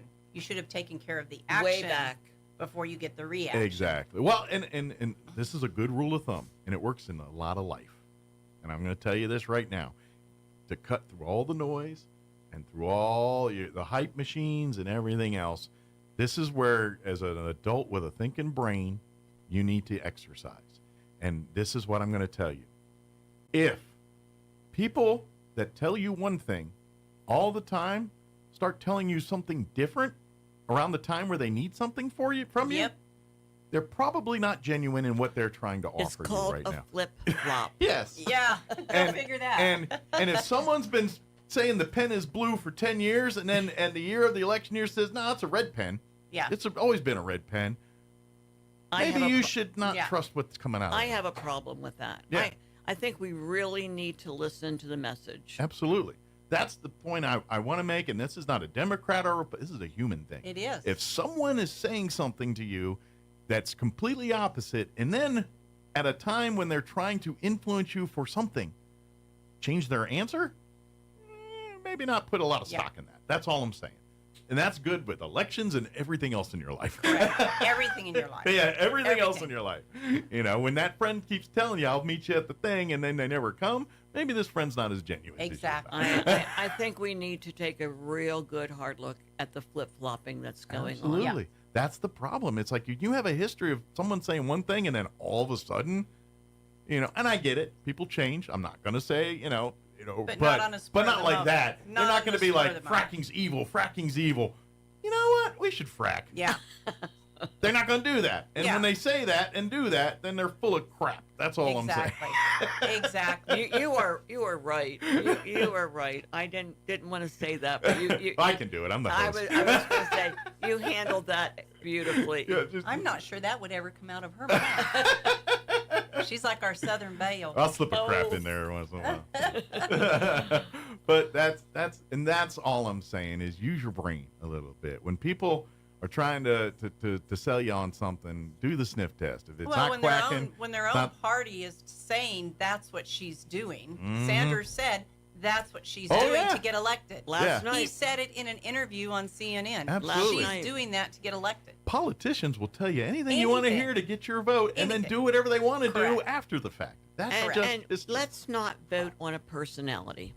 Let's vote about the person who has the same values and understands the issues. Absolutely. Like Trump does. Let's do that. That's kind of the way I see it. Is I don't have to go on a date with these people. He's I just not got them bought. to run my country. He's not bought. I'm not going to have a beer with the guy, but I'm going and these to. other people are bought. Look at their portfolios. Well, and and I always say, look at Trump in this way, and it's like you realize the man is a product of everything that he tells you that the government does. Like all the tax breaks, all the things that he says it. I took advantage of it as a private citizen because this is what I did. And I'm telling you, this is wrong and you need to fix it. Yeah. I'm just saying, what advantage does he have to out himself on doing Correct. that? And I'm like, None. you know what I mean? That's where I'm like, that's where you got to take all the smoke and mirrors. So-and-so is this, he hates your kids, he's going to eat your baby, this one's doing things with whatever, all that crap. Take it all out of there. Sorry, I did crap again. I've heard that word. Take all of that out of there and then do the sniff test on what you're seeing, what you're doing, and I got to be honest, you're going to find your answers if you do that. I promise. I just pray. I am begging our voters, please, starting October the 8th, get out to vote. Absolutely. There are so many opportunities. I'm tired of looking at Chavez, Eddy, and Lee counties. They're all like 20% voting. I'm like, what is wrong with you people? Get out there and get to the bot. And it's not hard. It's at the county courthouse. Well, and with early voting, you have no excuse. Up at the mall. You could start early voting a month away. Yeah. And so there's no excuse for you not to get your vote Correct. in anymore. And I get it. Some people are like, I don't believe it. Fine. Then get your butt there on election day and do it. But don't say I didn't have time on election day to go vote, because you have a month of it. Correct. It's exactly a month. You don't have 15 minutes in a month to go to a polling location and And submit I'm your going to vote. tell you, there are no lines. Oh yeah, it's quick and easy. Yep. I'll even because what I do is I early vote, but I do it on like a Saturday, and it's usually at the mall, a time where most people are free, and so I There's never figure. a line. But yeah, I go there, and maybe one or two people that are there also with me. But yeah, like I said, there's never a line. And they usually have 5 to 10 yeah, stations. oh yeah. Yeah. Yeah, it's quick and in and out. And I always have a line because I let my wife in first, so I have to wait for her to get her. And take your ID. It's so much easier for the person that's sitting behind the counter Especially to if you look gotta, at your ID than ask you if questions. your name's not Smith or Jones and you got to spell it and do all that. Yeah. If you got more vowels than consonants, and help them out. Here's Boue. Yeah, I'm sure. With a hoopy. But get it pronounced right. Boo.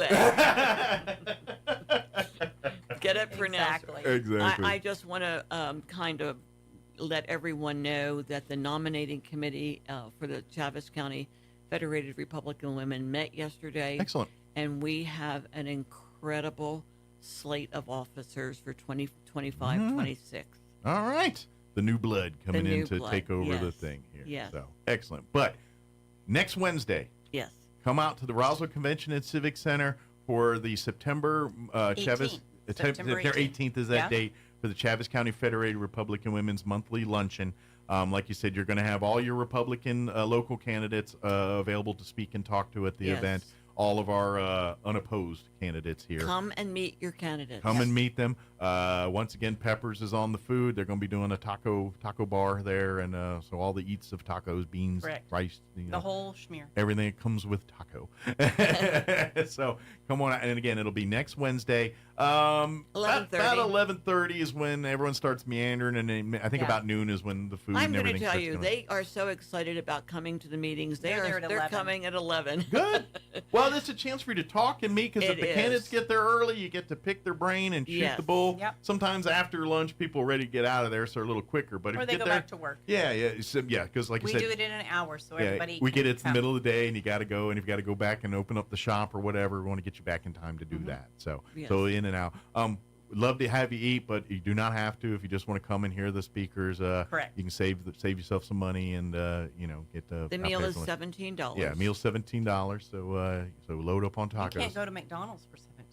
You can't go anywhere. No, not today. You drop it's like, well, it's even like the value. Remember how you see commercials for value meals, the 2 for $5, and now it's all like 2 for $8, 2 for $9, and you're like, it's like, man, what happened? Exactly. The $5 footlong is way gone. It is. True. So, but come on out, come hear these people that represent you, come and talk, come and you know what? And on top of that too, there's usually other candidates. There's other representatives, other legislators that come that aren't necessarily up for election, or they're just Our they're district, there to our support. district attorney comes to every meeting. So come and meet the leadership of the Republican Party. Exactly. They generally, depending on it, obviously, like last month we had Nella as kind of a bigger get, so usually bigger wigs come with that. Yes. More higher state level stuff. Yeah. But your county and city reps are almost always Republicans are there to meet, to talk, to visit with people. So absolutely, come do it. Thank you. Anytime. We'll see you guys next time. Thank you for having us. Anytime. Well, shoot, next time we have it, we'll be really up on elections, or October. We'll be fast and furious. Yep. Early Wow. voting will be starting. Be busy. Maybe we'll have an indication Might. You never know. of how things are going. No. Thank you again. Anytime. We'll see you next time. Hospital is launching a new Catch It Early campaign designed to help women detect any signs of breast cancer. The new mammogram campaign will run from now through the end of next month. Breast cancer remains one of the top reasons cancer is diagnosed in women. Early detection can make a huge difference in treatment outcomes. Discounted mammogram days will also be offered in October for women who qualify, and there will be educational workshops and panels with professionals. All the details online, artesiageneral.com/mammogram. New Mexico Governor Michelle Lujan Grisham is hosting community events in Ruidoso and Mescalero for residents who are still recovering from wildfires. The state will offer information on Medicaid, unemployment, benefits, career counseling, and there will also be food boxes given out. The two-day event begins Friday, September 20th at 3 p.m. at the Inn of the Mountain Gods in Mescalero. The second event, Saturday, the 22nd at 11 a.m. at the Ruidoso High School cafeteria. You're up to date. I'm Jared Sorello. With the Wall Street Business Report, I'm Rich Thomason. Slightly more Americans filed for unemployment benefits last week, but layoffs remain at historically low levels despite 2 years of elevated interest rates. Jobless claims rose 2,000 to 230,000 for the week of September 7th. Wall Street is trying to extend this week's gains, hoping to claw back more of last week's losses. Investors are digesting a smattering of earnings reports and corporate news, along with the government's wholesale inflation update. Shares of Nippon Steel added 1.8% after a group of Japan's top businesses sent a letter to U.S. Treasury Secretary Janet Yellen. They voiced concern about political interference in Nippon Steel's proposed acquisition of U.S. Steel Corporation. U.S. Steel shares finished almost 7% higher a day earlier. For the Wall Street Business Report, I'm Rich Thomason. Do you love your car? Yes. Well, Roswell Hyundai wants to help you keep your current car with a lower payment. Introducing Refi with Hyundai. Roswell Hyundai wants to help you refinance your current vehicle with rebates and discounts to lower your payment. If you're ready to upgrade, Roswell Hyundai has a fresh inventory of new and pre-owned vehicles with special financing available regardless of your credit with I-10 accepted. Don't forget, all new Hyundais come with a 5-year bumper-to-bumper warranty and 3 years of free oil changes. So, what makes Roswell Hyundai the #1 used car dealership in southeastern New Mexico? You do. Roswell Hyundai, 1909 West 2nd. Artesia General Hospital has welcomed cardiologist Luther Weathers to the team. Dr. Weathers is board certified with a subspecialty in cardiovascular diseases. He treats patients with genetic heart defects, heart rhythm disorders, heart failure, coronary artery disease, chronic high blood pressure, and other cardiovascular diseases. Call 575-736-8270 to schedule your visit with Dr. Weathers in Artesia or visit artesiageneral.com/cardio appointment. Se habla español. Talk radio has landed on the all-new 106.5 FM KEND Roswell. Breaking news this hour from townhall.com. I'm John Scott. In the aftermath of this week's ABC debate, House Speaker Mike Johnson says the Democrats' presidential nominee is hiding her radical position on late-term abortions. On the Salem Media Group program This Week on the Hill with Tony Perkins, the Louisiana congressman says Vice President Kamala Harris and members of her party do not want Americans to know about their firm support of the procedure. They certainly do not, nor do our colleagues in Congress. Virtually every Democrat in the Congress right now has voted to allow abortion up to the moment of birth, funded by taxpayers, by the way. They are the extreme position on this issue, and they don't want to account for that. So